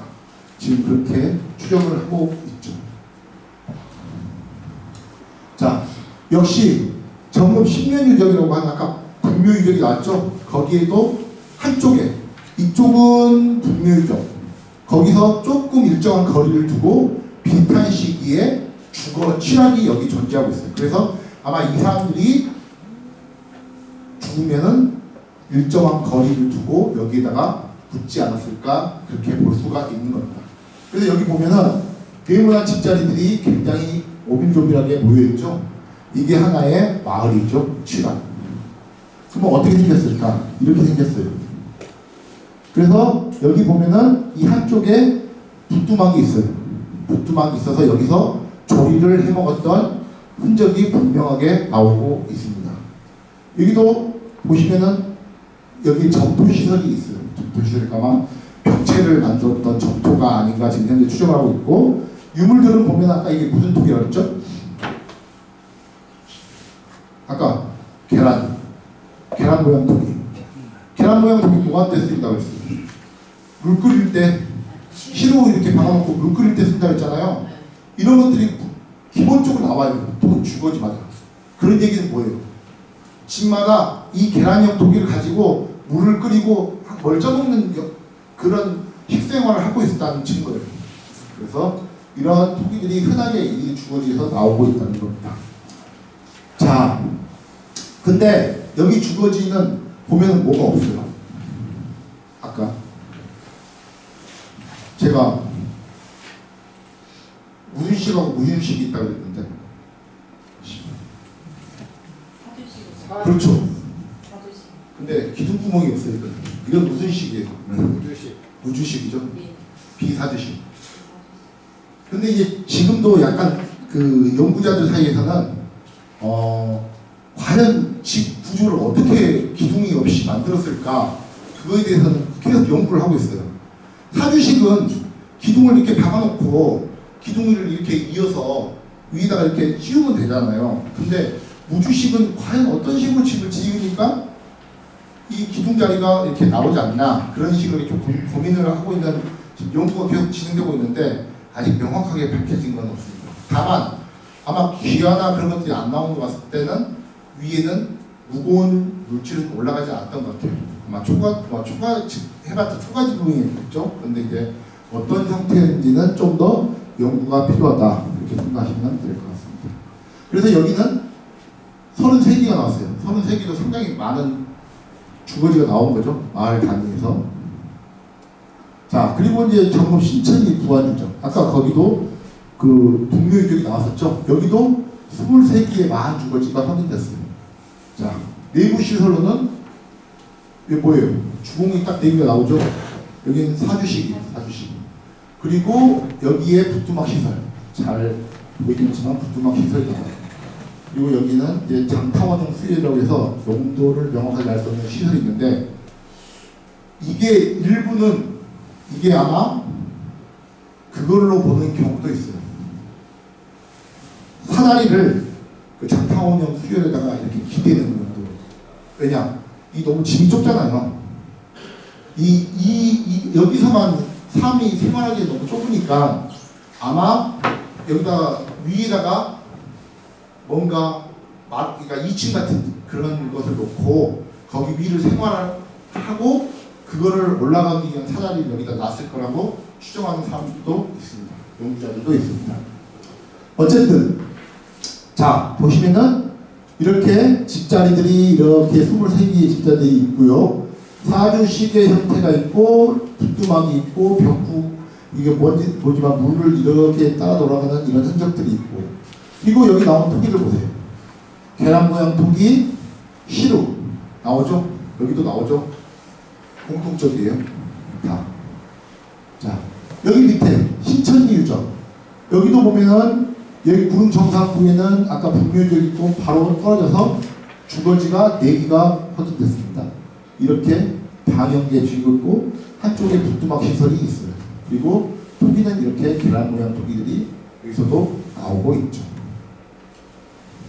자, 정읍 이 반면에 아까 거기 또 신면이 있던데 거기 근처에서도 또 하나의 뭐 마성리 유적이라고 해서 34개의 마한 주거지가 확인됐어요. 여기 보면 4개의 주공, 여기는 아마 사편에서 오는 걸로 보이는데 어쨌든 주공이 있고 토기들은 이렇게 또 나옵니다. 34개. 정읍 장수동, 신태인 장수동에 있는 19개의 마한 주거지. 여기도 이렇게 집들이 나오고 이렇게 기둥이 4개. 똑같은 거의 다르지 않아요. 거의 비슷해요. 그래서 집자리들 이런 집자리 나오는 것은 거의 마한 주거지 형태라고 보시면 될 것 같습니다. 자, 그 외에도 또 보시면은 정읍 망당 북면에 있는 이 집자리가 있고 5개가 있고 이렇게 장난형 계란형 토기가 있고 시루가 있어요. 그리고 좀 특이한 거는 여기에 이 형태의 토기가 나왔는데 이게 무슨 토기일까요? 굴뚝 아닌가요? 오, 맞았습니다. 굴뚝입니다. 굴뚝. 그 굴뚝 연기 빼는 토기예요. 이게. 그래서 부뚜막과 함께 배연 시설이 있었던 것을 증명해주고 있는 토기. 아, 배연 시설을 토기로도 이렇게 사용을 했구나라는 것을 볼 수가 있는 겁니다. 그리고 정읍 5정 유적 수성동. 수성동이 여기 근처인가요? 여기인가요? 어쨌든 시내 이쪽이죠. 네. 그쪽에서도 20기의 마한 주거지가 확인되고 있고요. 똑같이 이런 형태의 집자리들이 여기서도 확인되고 있습니다. 그러니까 여기도 보면 이런 토기들이 많이 깨지긴 했지만 똑같은 비슷한 토기들이 이거는 시루 같은 거 봐라. 이런 토기 집자리들이 군데 물론 100기가 넘는 대규모 집자리들이 나오고 있지는 않지만 그래도 30기, 20기 그 다 비슷한 이런 지역에서 지금 나오고 있는 거잖아요. 그렇다는 얘기는 요 정읍 이 일대에 아마 상당히 많은 이러한 취약들이 그러니까 정치체가 존재했던 것을 보여주는 적극적인 얘기죠. 지금 정읍 이 아파트 들어서고 여기 지금 주택들이 오래전부터 들어서면서 그전에는 발굴을 안 했잖아요. 뭐 들어설 때 발굴 안 하고 그냥 집들이 들어서기도 하고 그러니까 예전에 살기 좋았던 곳이 지금도 어떻게 보면 살기 좋은 곳이에요. 그래서 여기에 아래 잘하면은 남아 있을 수도 있죠. 지하가 아니고 뭐 이렇게 있다면은. 그래서 아마 여기가 지금의 시내의 중심이기 때문에 아무래도 과거에도 이 일대가 뭐 이렇게 개발이 안 되고 발굴이 다 이루어졌다고 하면은 이 일대도 상당히 많은 오히려 뭐 더 백기 갈 수 있는 그런 집자리들도 분명히 나올 수 있는 확률이 이제 높다고 생각을 합니다. 여기 남산유적이 정무면 우일리에 있는 여기도 40개의 마한 주거지가 확인되고 있어요. 그래서 시설은 다 똑같아요. 보면 다 비슷하죠? 이렇게 나오는 토기들도 시루, 장난형, 계란 모양 토기 이렇게. 그리고 이거는 뭘까요? 이거 약간 보석 모양 같이 생겼죠. 이거 뭐예요? 이거 이 위에 이거 동그란 거 이거는 뭘까요?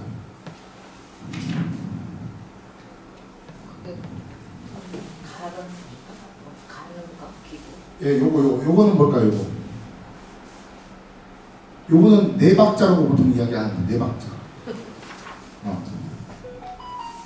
이게 뭐냐면은 토기 만들 때 우리가 보면은 이 기벽을 잡을 때 안에다가 이 버섯 모양의 이거를 받쳐요. 그러니까 흙을 이렇게 만들고 토기가 어느 정도 올라가면은 안에를 저 버섯 모양의 저게 손잡이에요. 손잡이를 대고 이 안쪽으로 이렇게 받치고 겉에 타달구 이게 때리는 게 있거든요. 그걸로 이렇게 때리는 겁니다. 그러니까 소위 말하는 토기 만들 때 쓰는 그 도구예요. 토기 만들 때. 저게 많이 나왔다는 얘기는 뭐냐면은 여기서 직접 토기 만들고 생산을 했다는 얘기죠. 그래서 이런 것들은 토기를 직접 생산한 도기고 또 여기 아래 이게 도집이라고 하는 건데 이건 뭐냐면은 아니 토기가 다 둥글게 생겼잖아요. 토기 밑에 받치는 거예요. 왜? 안전하게 굳기 위해서 넘어지지 말라고.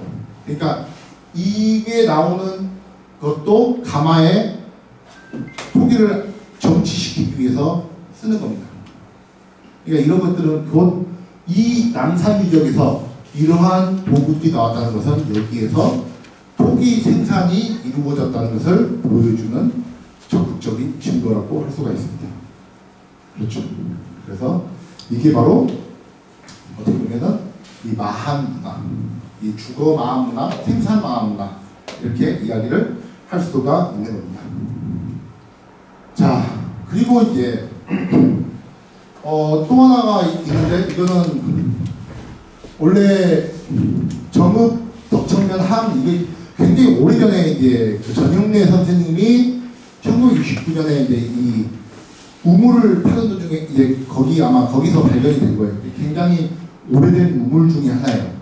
근데 이제 이게 처음에는 막 마한 우물이라고 알려져 있거든요. 근데 이게 굉장히 오래된 우물로 알려져 있는데 왜 그러냐면 여기를 관으로 썼던 여기가 이 아까 봤던 그 대형 옹관에 쓰이던 그 토기 있잖아요. 그런 것들이 여기 박혀져 있었어요. 그렇기 때문에 이게 그 정도로 오래된 우물이다라고 이제 이야기를 했는데 근데 이제 나중에 이제 그거를 이야기하시는 분들을 보고 봤더니 그 주변으로도 이제 그런 그 옹관은 나중에 이게 주변에 있던 가져다 쓸 수도 있고 또 이 주변으로 백제 토기들이 많이 나왔어요. 백제 토기들이. 그렇기 때문에 이거는 굉장히 중요한 우물이긴 우물 유적이긴 합니다만 아마 시기적으로는 마한보다는 조금 더 늦은 시기에 백제 단계의 우물 유적이 아닌가 생각됩니다. 저도 근데 이게 사진을 찾아보려고 했는데 이건 사진을 저도 못 찾겠더라고요.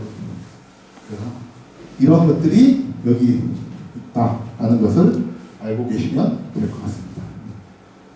자, 그래서 지금까지 마한의 분명문화 그리고 주거문화를 봤는데 이게 이제 전북 지역에 해당되는 마한 문화를 크게 이제 이렇게 나눠서 하는 작업을 했었는데 예전에 여기 보면은 이제 노란색 점은 주거지예요. 집자리. 그리고 이 하늘색은 동구묘 우리 마한 무덤. 그리고 빨간색은 마한 성립기에 해당되는 그 아까 빠른 단계의 무덤이에요. 근데 보시면은 전북 지역은 약간 그 무덤은 아까 두 개밖에 없다 그랬잖아요. 그리고 궁금해도 그렇게 많지는 않지만 있어요. 그리고 주거지들이 꽤 많이 나왔죠. 그래도 나름.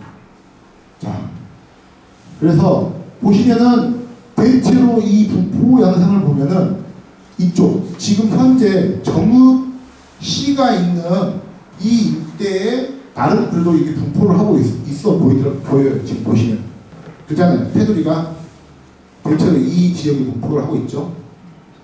이렇게. 그래서 아마 정읍 지역은 상대적으로 이게 발굴이 아직 많이 안 됐어요. 진짜로. 왜냐?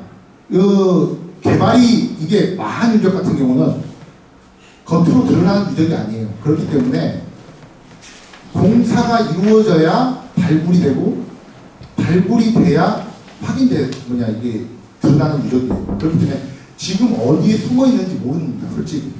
그렇기 때문에 앞으로 뭔가 발굴이 많이 이루어지고 좀 더 뭔가 행위들이 이루어지게 된다면은 아마 이와 관련된 문화들이 좀 더 아마 수면 위로 올라올 거라고 생각되죠. 마음은. 그래서 일단 자 이렇게 마한 문화는 여기까지 저희들이 하고 정읍의 백제 문화에 대해서 한번 알아보도록 할게요. 자, 마한이 백제에게 이제 복속되는 시기는 아직 명확하게 이제 조금 뭐든지 다 명확하지 않죠. 이게 삼국사기에 물론 마한이 몇 년도에 원조왕 몇 년에 멸망했다, 뭐 이렇게 함락했다라는 기사가 있지만 그 기사가 실질적으로 고고학적인 증거하고 전혀 맞아떨어지지가 않아요. 그 시기하고는. 근데 대략 보니까 고고학적인 증거하고 이것저것 또 여기 일본 서기 나오는 그런 기사하고 여러 가지를 다 맞춰보고 대략 보니까 마한이 백제에게 이제 본격적으로 아마 영역화되기 시작하는 시점이 아마 근초광 때, 그게 아마 4세기 중반 경이 되지 않을까 지금 그렇게 판단을 하고 있습니다. 그런데 문제는 뭐냐? 백제가 마한을 영역화를 했으면은 문화까지 우리가 이게 뭐 소위 말하면은 일본이 우리나라 이렇게 강점을 했을 때 일본이 우리나라 성씨도 바꾸려고 하고 문화도 다 조사해서 뭐 하려고 하고 그러잖아요. 그런데 백제는 마한을 영역화했다고 보는데 문화를 다 바꾸질 않아요. 그러니까 문화의 흐름은 계속 가요. 마한으로. 그러니까 이게 되게 어려운 거예요. 문화는 고고학적인 증거로서 문화는 마한이거든요. 이 지역에. 그러니까 정읍도 그렇고 익산도 그렇고 여기 뭐 근처에 있는 군산도 그렇고 뭐 전주 완주도 마찬가지예요. 그러니까 분묘문화, 아까 분구묘라고 했죠. 주거문화, 아까 사주식 사주공식 그런 거 있잖아요. 그런 문화들은 4세기 중반 이후에도 계속 전통이 이어지고 있습니다. 마한의 전통. 그런데 아마 정치적으로는 아마 백제가 이 근초고왕 때 내려와서 이 지역을 점령하지 않았나 그렇게 현재 학계에서는 그렇게 이야기를 하고 있습니다. 이게 아마 정설. 근데 뭐 100%는 없으니까 역사는 그 시대에 살아보지 않고서는 실질적으로 100%는 없어요. 무조건 100%는 없지만 가장 그래도 유력한 견해가 아마 그 견해가 됩니다. 그래서 이제 그 얘기를 이제 좀 할 텐데요. 자, 4세기 이후부터 마한고지에서는 백제 문화가 이제 유입되기는 시작해요. 영향력도 어느 정도 보여요. 그게 뭘로 보이냐면은 유물에서 보여요. 유물에서. 독이나 뭐 그런 것들이 조금씩 변화가 됩니다. 근데 이제 문헌에서 보면은 이런 삼국사기의 백제공기의 원조왕 때 기사가 마한이 멸망하는 기사가 있고요. 또 일본서기 신공기 49년도 기사에 마한이 백제에게 영역화되는 그 과정이 거기에 나와요. 두 군데. 그래서 이게 근데 우리가 고고학적인 증거랑 전형적으로 시기적으로 맞진 않아요. 맞진 않지만 대체적으로 이러한 그걸 봤을 때 백제 군처구왕 때 마한이 이렇게 복속된 것으로 인식을 한다 이 말입니다. 정읍지역 같은 경우는 이런 문헌 기록에 보면은 원조왕 36년 추 8월에 원산과 금연의 두 성을 수리하고 고사부리 성을 쌓다 이런 기사가 나옵니다. 근데 원조왕 36년이면은 몇 년도일까요?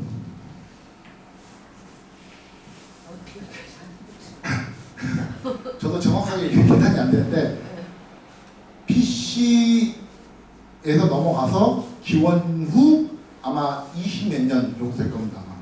20년 정도 될 건데 그러면 기원 후 1세기도 안 되는 시점이에요. 그렇잖아요? 그 20년이. 근데 저희들이 아니지만 그 고사부리성 발굴조사 했죠. 성 발굴조사하고 다 했잖아요. 근데 성 초축이 언제냐면은 적어도 5세기 넘어가요. 백제 때. 백제 때 만든 거예요.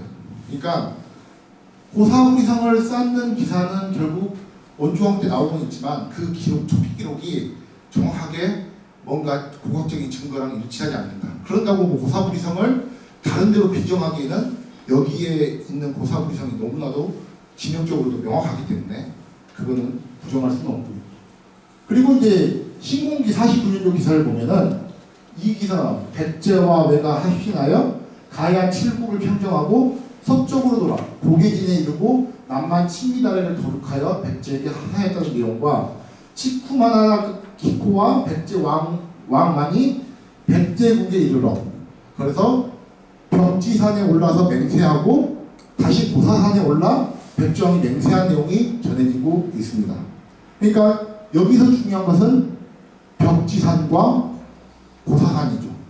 벽지산은 뭐 우리가 아까 얘기했듯이 막 김제 어디에 산이 지금 벽지산이었을 가능성이 좀 있고 고사산 같은 경우는 아마 정읍 이론의 고사산이 아마 일 거라고 지금 현재 추정을 하고 있습니다. 그래서 정읍 지역은 아마 이러한 기사 속에서 이렇게 등장을 하고 있지 않나 영역화와 관련돼서 그렇게 이야기를 하고 있습니다. 물론 일본 서기 내용은 일본 서기 보면은 일본한테 되게 뭐 자기네들한테 막 뭐 하게 돼 있다고 막 그렇게 좀 글이 쓰여져 있어요. 그래서 그런 것들은 무시를 하지만 그런 것도 잘못된 거지만 그 과정들을 우리들이 완전히 무시하기는 어렵다는 이야기 있어서 어느 정도 부분적으로는 인용을 하긴 합니다. 그런 내용들. 그러니까 루트 같은 거 있잖아요. 서쪽으로 돌아 고개진에 이르고 남쪽 친미단에는 아마 해남 쪽을 지금 비정을 하고 있거든요. 그러니까 해남 쪽으로 이렇게 타고 올라오고 이렇게 내려오고 그런 식으로 아마 학공에서 이 마한 영역권을 좀 이렇게 영역화한 과정들을 우리들이 추정해 볼 수 있는 거죠. 이런 기사를 통해서. 네. 그래서 보면은 백제 이제 이거는 좀 나중에 봤어야 되는데 어쨌든 이렇게 우리가 이야기를 해보면은 백제 문화들을 여기 정읍 일대에다 찍어보면은 이렇게 산성들입니다. 이거 하늘색은 산성 이렇게 자리에 있는데 이쪽으로 조금 더 가운데 이쪽을 중심으로 좀 백제 유적들이 분포하고 있는 것을 확인할 수가 있죠. 약간 마한 문화권하고는 조금 더 분포 자체가 좀 틀린 것 같아요. 어쨌든 자 그래서 이제 보시면은 5세기 이후 그러니까 소위 말하는 그 백제가 영역화된 이후 시점에 나타나는 이 정읍 지역에는 이러한 분묘 문화가 있어요. 주 중에 하나가 뭐냐면은 정읍 풍성리, 그다음에 정읍 신정동, 그리고 정읍 지사리와 운항리, 그리고 정읍 은선리 고문군. 혹시 다 들어보셨나요? 은선리 고문군은 워낙 유명하니까 다 아시죠? 그리고 지사리랑 운항리 고문군도 이야기 들어보셨어요? 네. 안 들어보셨나요?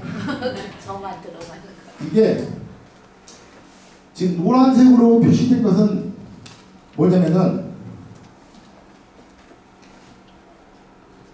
마한 전통을 가지고 있는 무덤이에요.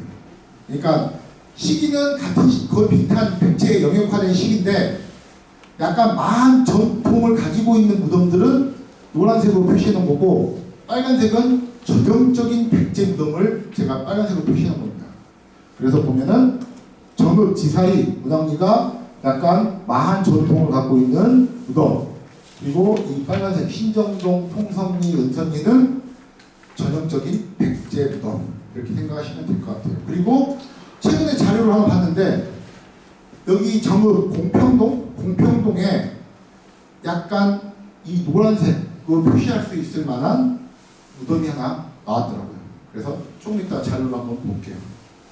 그래서 어쨌든 이런 것들이 이렇게 정읍 지역에 분포하고 있다라고 보시면 될 것 같아요. 자, 마한 전통의 분부묘가 이제 지속된다고 이야기하고 있는데 이게 이제 어떤 시기냐? 정읍 지사리 문왕리 이제 분부묘라고 하는 겁니다. 이 영옥면에 위치하고 있죠.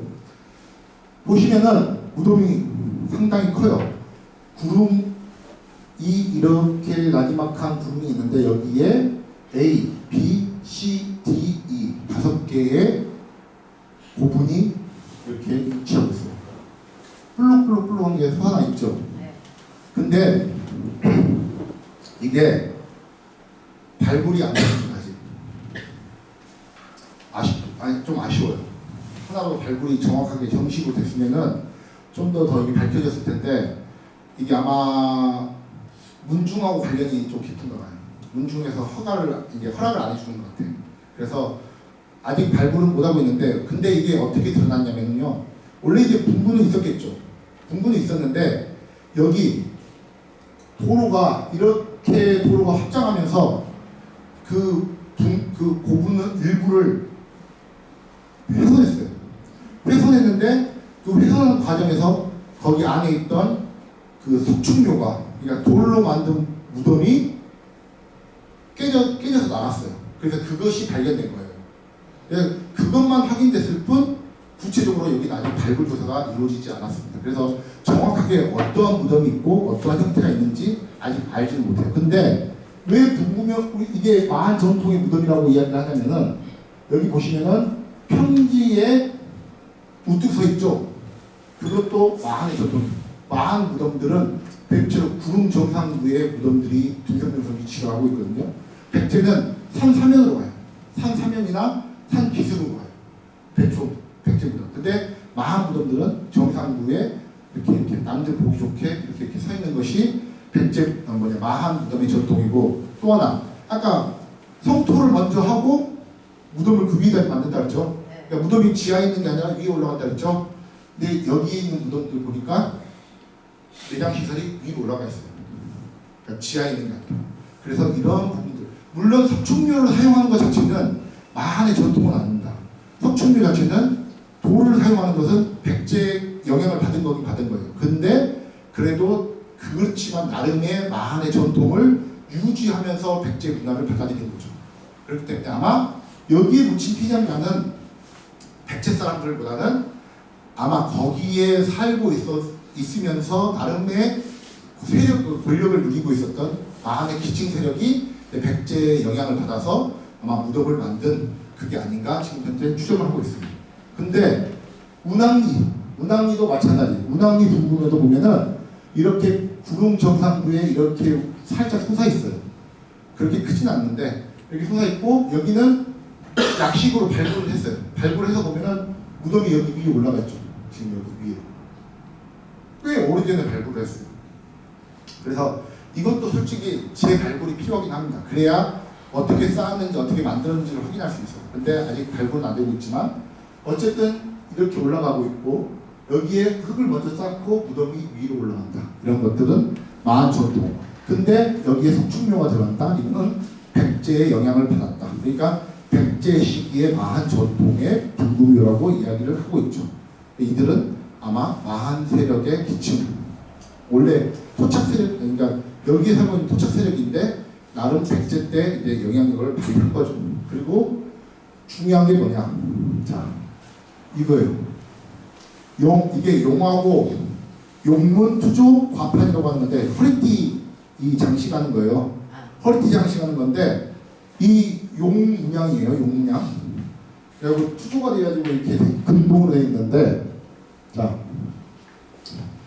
여기 보시면은 이게 운항리에서 나온 거예요.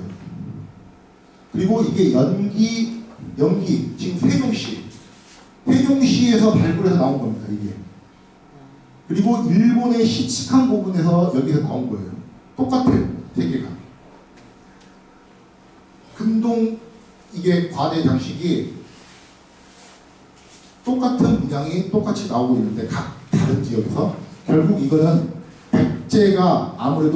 백제가 이쪽 지방 세력에게 아무래도 준 거라고 볼 수가 있는 거예요. 지금 현재 봤을 때는 문양 자체가. 왜냐하면 근동 신발이나 그런 데도 보통 보면 이런 문양들이 나오거든요. 똑같아요. 그래서 결국은 이게 무슨 말이냐, 운항리 고군군의 피장자는 결국 백제 세력과의 굉장히 밀접한 관계를 맺고 있었던 지방 후장층의 무덤이라고 추정할 수 있는 겁니다. 이 유물만 보더라도. 그래서 적어도 연기 나성이라든지 일본 시치칸 고군군에서 나오는 그 인물하고도 동등한 권력을 가지고 있는 아마 그 세력이라고 할 수 있겠죠.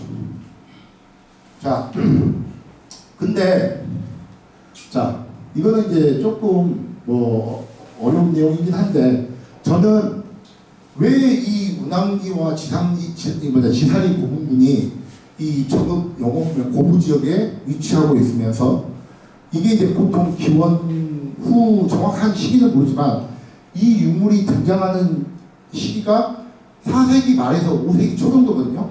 어떻게 보면 한성기에, 백제 한성 시기에 왜 이 지역에 이 고부 하는 이 운항리 이 지역에 일찍 등장하기 시작합니다. 왜 백제하고 관계를 맺으면서 등장하기 시작하는가라고 생각을 해봤는데, 저는 보니까 이 지역이 아까 처음에 자연 지리적 환경에서 이야기를 할 때 백제는 시기가 이제 한성기가 되고 자기네들이 세력에 생기면서 어디하고 교육을 하냐면요, 일본하고 이제 교육을 하기 시작해요. 일본하고. 그리고 가야하고도 교육을 하고. 근데 일본하고 가야하고 교육을 하면은 물론 육로를 통해서 가는 경우도 많죠. 육로를 통해서 가는 경우도 많은데 실질적으로 이 해로를 통해서 이어지는 경우도 많습니다. 주로. 그러니까 이 연안 항로를 따라서 이렇게 올 수가 있죠. 근데 왜 이 정읍 운항리 이 지역이냐, 줄포만이 있는 이 지역이냐 하면은 여기 보세요. 어때요? 여기는 섬들이 하도 많아서 그 세월호 아시죠? 네. 세월호가 침몰한 것도 이쪽 지역이고, 이 남파선들, 고려나 그때 당시에도 남파선들이 가장 많이 남은 것도, 물론 여기 신안 앞바다 그런 이야기 하잖아요. 여기가 백기를 잘 모르면 돌파하기가 되게 힘들어요. 그러니까 원래 여기 살고 있는 사람들이 뭔가를 알려주지 않고, 백기를 알려주지 않고 하면은 멀리서 이렇게 왔을 때 조류나 그런 거 만나서 난파하기 쉬운 장소가 이 남서해안입니다. 미드죠. 그렇죠. 그러면은 적어도 여기에 연해 왕만한 지역까지 와서 여기에 정착을 해놓고 여기서 육로를 통해서 이쪽으로 안으로 들어올 수 있는 가장 유력하고 좀 편한 장소가 어디냐? 줄포만인 것 같아요. 줄포만.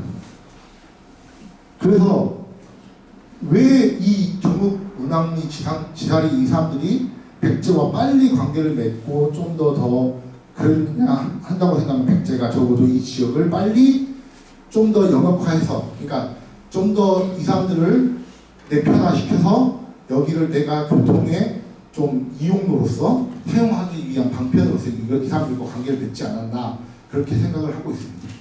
그러니까 백제가 지배는 했다고 하지만 완벽하게 막 이렇게 다 아우르는 그런 완전한 너희들 뭐 하는 그런 지배력보다는 뭔가 나름대로의 자치적인 것을 인정을 해줄 때 그 사람들이 뭐 군사력이나 그런 것들을 뺏는, 그냥 그 정도만 하는 약간 간접 지배에 가까운 지배가 아마 이 시기에 이루어졌던 것으로 볼 수가 있어요. 그런데 제가 말한 것은 어쨌든 이 정읍 고부 일대가 저는 굉장히 교통로로서 남쪽으로 진출하기 위해서 아주 핵심적인 지역이기 때문에 백제에게 있어서는 필수적인 지역이었다라고 생각을 하고 있는 겁니다. 그래서 이렇게 백제 영향력이 강하게 반영되었을 가능성이 있다는 거죠. 최근에 보니까 공평동, 여기 공평동이 정확하게 어딘지는 정확히 모르겠는데 여기 근처인 것 같아요. 여기 옆쪽으로 해서 좀 옆에 있는 것 같은데. 여기가 가까워. 지금 그 부안 쪽에서 저쪽으로는 길을 내면서 아마 예. 그게 발굴된 것 같아요. 맞아요. 길 하면 발굴된 것 같아요. 근데 전형적인 여기 돌로 만들었잖아요. 백제 무덤이에요. 완전한 형태는. 근데 보시면은 이게 지금 부침도인데 백제 무덤이 위로 올라가 있어요. 성토를 먼저 하고 난 다음에 무덤을 위에다 만들어요. 그리고 여기에 주구가 돌아가요. 그 아까 도랑. 그러니까 이런 무덤들도 아까 지살이나 운항리와 같이 마한의 전통을 유지하면서 백제의 영향력을 받아들인 무덤의 종류입니다. 그래서 전국 용원면뿐만이 아니라 이쪽 공평동 일대에도 이런 무덤의 영상이 나타나고 있다는 것을 보여주고 있는 일이죠. 아쉽게도 근데 유물이 안 나왔어요. 유물이 뭐 토기편이 하나 안 나왔다고 제가 들었던 것 같아요. 그리고 이제 이거는 그 이후 6세기 이후가 되면은 이 내륙 쪽에 이 정읍 첨단 과학단지예요. 거기 정읍 신정동이라고 하는 곳인데 저희 연구소에서 발굴을 했었거든요. 저는 안 했지만 이 발굴했었는데 여기서는 전형적인 백제 석축묘들이 나오기 시작합니다. 6세기부터 이쪽 내륙 쪽으로는. 자 이렇게 물론 깨졌지만 유물을 보면은 그 이전의 유물하고 틀리죠. 이게 삼족기라는 거예요. 세계에 발달하는 전형적인 백제 토기예요. 이게 나오면 백제 토기라고 보시면 돼요. 그래서 흑봉하고 삼족 토기가 같이 나오고 있는 세트로 나오고 있다. 자, 여기가 관이 들어가는 입구입니다. 입구고 여기에 관을 놓고 여기가 석실이죠. 그리고 여기 지붕이 이제 위에가 이제 있었어요. 있는데 그 돌로 이렇게 개석이 있는데 다 이제 훼손된 거죠. 그래서 이런 무덤들 형태들도 아까 나온 유물들하고 좀 다르죠. 굉장히 좀 정갈하고 단단하게 보이는 이런 형태들의 토기들이 백제 토기들. 이것들이 이제 신종동 이 내륙을 중심으로 나오기 시작하죠. 이 시기는 아마 백제 웅진기라고 보시면 될 것 같아요. 백제 웅진기. 그래서 자, 똑같이 신정동에서 나오는 형식이 비슷하잖아요. 한쪽의 형태로 그 연도가 있고 관이 들어가고 부석을 깔아서 관대를 하고 토기들은 이런 개베리, 그 제사 관련된 그리고 삼족기 이런 것들이 나오고 있습니다. 전혀 이제 마한하고 좀 달라지잖아요. 문화가. 그리고 이제 정읍 통성리 강곡면에 저는 여기도 이런 형태들이 토기가 분묘가 등장을 하죠. 석축묘. 남산유적 여기서도 백제 석축묘가 이제 등장하기 막 시작합니다. 그러니까 6세기 이후가 되기 시작하면은 이제 마한 동부묘가 이제 전통들도 점차 사라져가고 그죠? 점차 사라져가고 이제 거의 백제화가 돼가고 있는 거예요. 지금 이 무덤들도 이제 바뀌는 거죠. 자, 근데 집자리는 이런 유물이 나와서 백제라는 것을 우리가 백제계라는 것을 인식을 하고 있는 거예요. 이거는 마한에서 보이지 않는 토기, 백제에서만 보이는 토기거든요. 백제 경계에서만. 근데 이런 유물들이 이 주거지에서 나오는데 주거지는 아까 봤던 주거지하고 다른 게 없죠. 똑같잖아요. 주거에서는 그렇게 큰 변화가 없는 거예요. 근데 왜 그런가 생각해 보면은 주거는 계속 생활하고 있는 거기 때문에 특별히 뭐 편리에 따라서 이렇게 하면 되기 때문에 뭐 변화가 특별히 필요하지 않죠.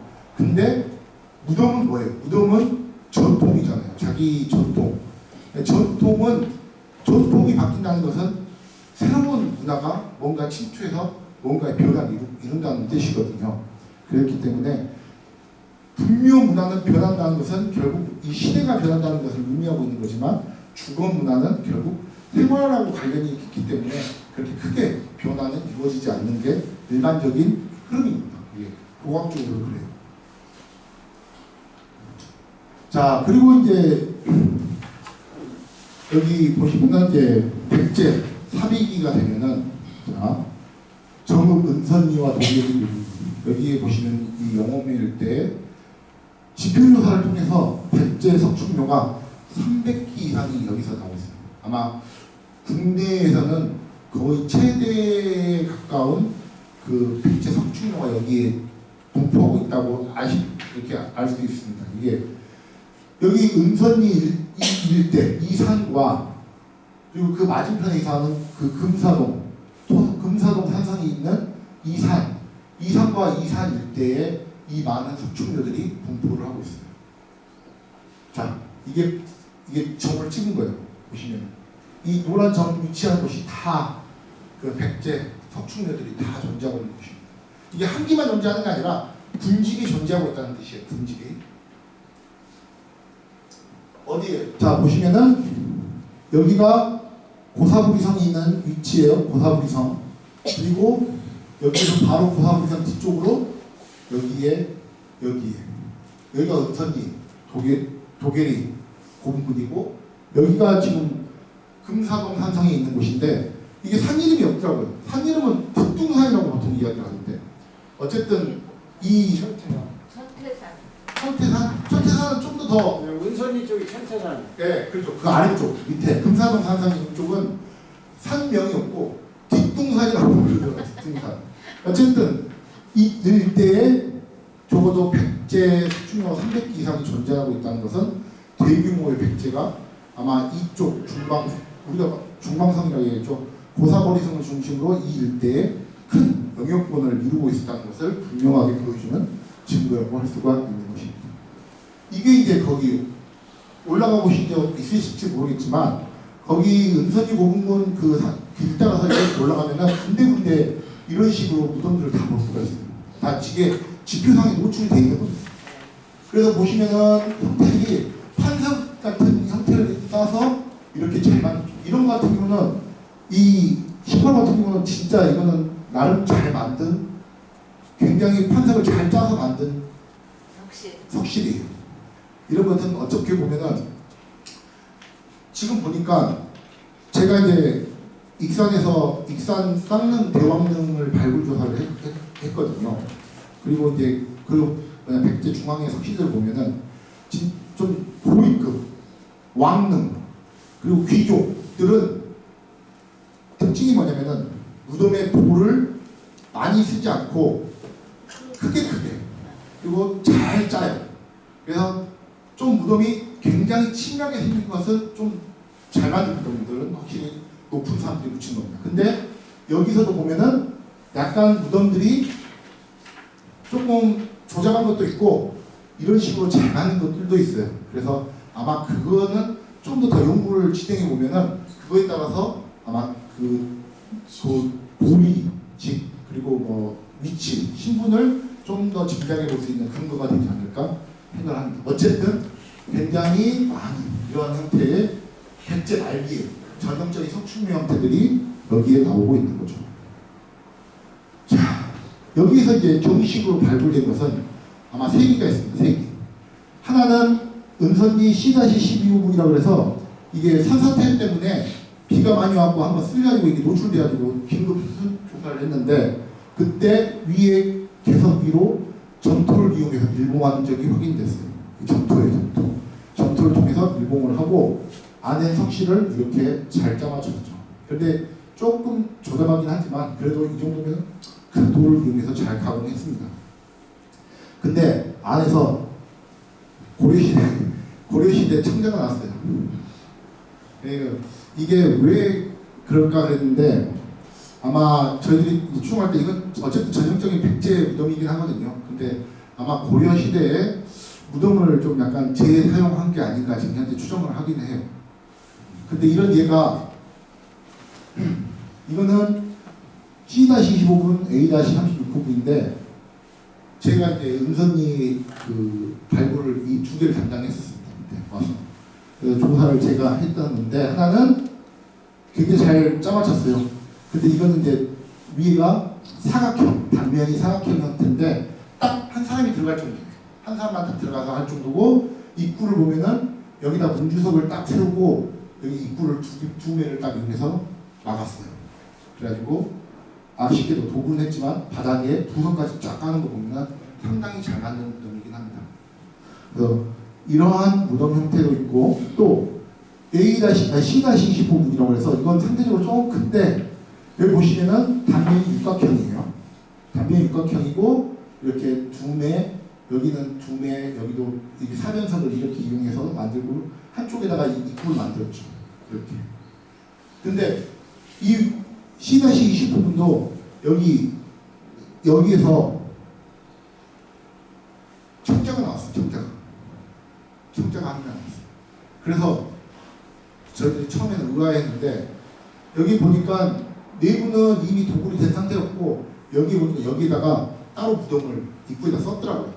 그러니까 아마 고려 시대에 이 사람들이 인식을 하고 있었고 뭔가를 이용했지만 이 무덤을 재사용하면서 자기 무덤을 썼던 것으로 이용이 됩니다. 그래서 어쨌든 이건 다 백제 때 만들었던 무덤입니다. 백제가 아니고.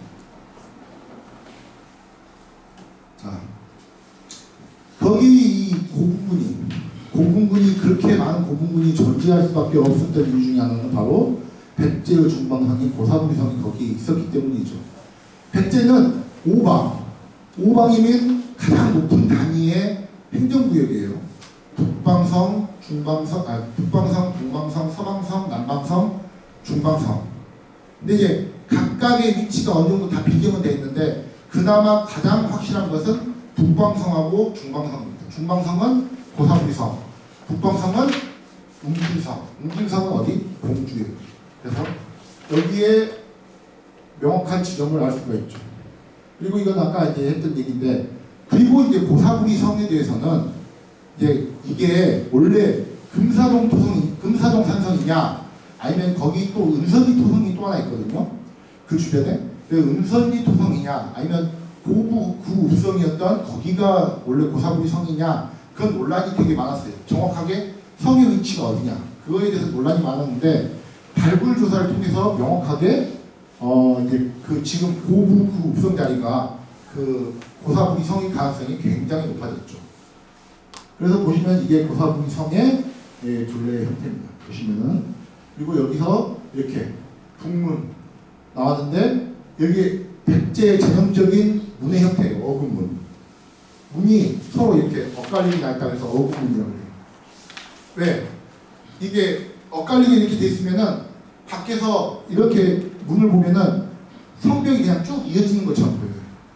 그렇기 때문에 이렇게 가서 보면은 문이 없네? 라고 적들이 문을 짐작하지 못하게 하기 위해서 이런 식으로 겹치게 만드는 겁니다. 그래서 이게 전형적인 백제의 어금문 형태인데 이 발굴 조사를 통해서 확인이 됐고, 이렇게 성벽이 있죠. 그리고 지수지가 있고. 근데 이제 중요한 것 중에 하나가 뭐냐면은 여기서 기하가 나왔는데 이 장방형의 형태로 여기 인격화가 찍혔는데, 이 도장이 찍혔는데 여기에 상부, 상부. 그러니까 부자가 들어가는 글자는 어떻게 보면 하나의 행정구역명을 이야기하는 거예요. 그래서 그 문자가 나왔다는 것 자체가 여기 성의 존재감을 드러내고 있는 거죠. 그래서 이러한 자료들이 고사부리성의 근거를 보여주고, 백제의 중방성이라는 것을 명확하게 여기가 보여주는 이 은선이 부분과 고사부리성 세트 조합으로 그런 증거라고 할 수가 있습니다. 자, 그 외에도 이제 보면은 많지만 토기가마들이 있어요. 백제 토기가마들. 이런 것들이 정읍 용산동에서 나왔고요. 근데 여기는 이제 고려시대까지 그 가마들이 쭉 이어지고 있더라고요. 기와가마라든지 그런 것들. 그래서 아마 용산동 밑에는 아마 가마가 존재하기 되게 좋았던 그런 것 같아요. 그래서 이런 토기들이 여기에서 이렇게 가마에서 나왔고요. 정읍 신천지 부안유적에서도 백제 토기가마가 이렇게 나왔습니다. 아까 보셨던 도진이 그 그릇받침이죠? 똑같이 생겼죠? 이것들이 여기에 나온 거예요. 자, 그래서 이제 마지막으로 정읍 지역은 이제 살펴보면 제가 이제 청동기 시대 문화는 다루진 않았지만 청동기 시대 문화부터 백제 중방성에 이르는 모든 문화가 정읍에서 그대로 고스란히 나타나고 있습니다. 그리고 상대적으로 이제 마한 관련 문화는 정읍시에서 이제 이 시 이제 일대를 중심으로 해서 여기에 조금 집중되는 모습이 나타나고 있는 것을 확인할 수가 있고, 또 오히려 백제 문화는 영혼면, 이 고구 지역을 중심으로 형성되어 있다는 것을 좀 더 이렇게 좀 뭐 물론 이분하는 건 아닌데 약간 지금 나오는 지역성이 좀 그렇게 보인다 이거예요. 그래서 그런 것이 나오고 있다. 근데 이제 아직 전문 이론은 앞서서 말했지만 발굴 조사가 많이 이루어지지 않은 상태예요. 아직도. 그래서 아마 발굴 조사가 계속해서 뭐 개발되고 하면서 이루어지면은 그런 자료들이 더 쌓이지 않을까 그렇게 생각되고 있습니다. 그리고 이제 특히 주목할 만한 것이 아까 진영도 그렇고 여기 일대가 전국 시가지 일대가 아마 마항에 있어서는 또 나름 중심지 역할을 하면서 일대도 개발이 된다면 좀 더 이런 마항 문화가 이쪽 중심으로 나오지 않을까라는 생각도 들고 있죠. 네. 어쨌든 이상으로 뭐 재밌었는지 잘 모르겠지만 마치도록 하고 혹시 질문 있으시면 네. 궁금하신 거나 저는 고구성 교수님도 이반 산성이 있는데 네? 저는 고구성이잖아요. 네. 근데 이반면에도 이반 산성이 있거든요. 네. 이반 산성은 안 나와 있나요? 예, 그게 저번에 아까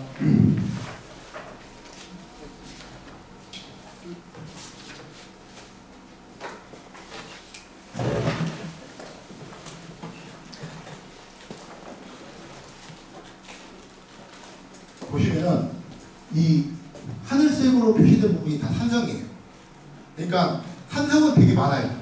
근데 산성을 물론 산성에 가서 백제 토기들이 나오거나 그렇게 하면은 이게 아마 백제 때 만들어졌을 거라고 이제 추정하는 근거는 됩니다만 발굴 조사가 정확하게 이루어져 봐야만이 이게 백제 때 만들었는지 아니면 통일신라 시대 때 만들었는지 그 이후에 만들었는지도 그게 명확해져요. 그래서 익산 같은 경우도 구존으로는 막 한때 만들었다 뭐 했다 하지만은 막상 발굴 조사 해보면은 뭐 백제 때 만든 것들도 많고 또 백제 때 만들었다고 했는데 막상 발굴해 보면은 통일신라 때 만든 것도 있거든요. 그러니까 전국도 마찬가지일 거예요. 아마 산성들이 많다는 것은 그만큼 중요한 거점들이나 그런 것들이 많다는 것은 분명해요.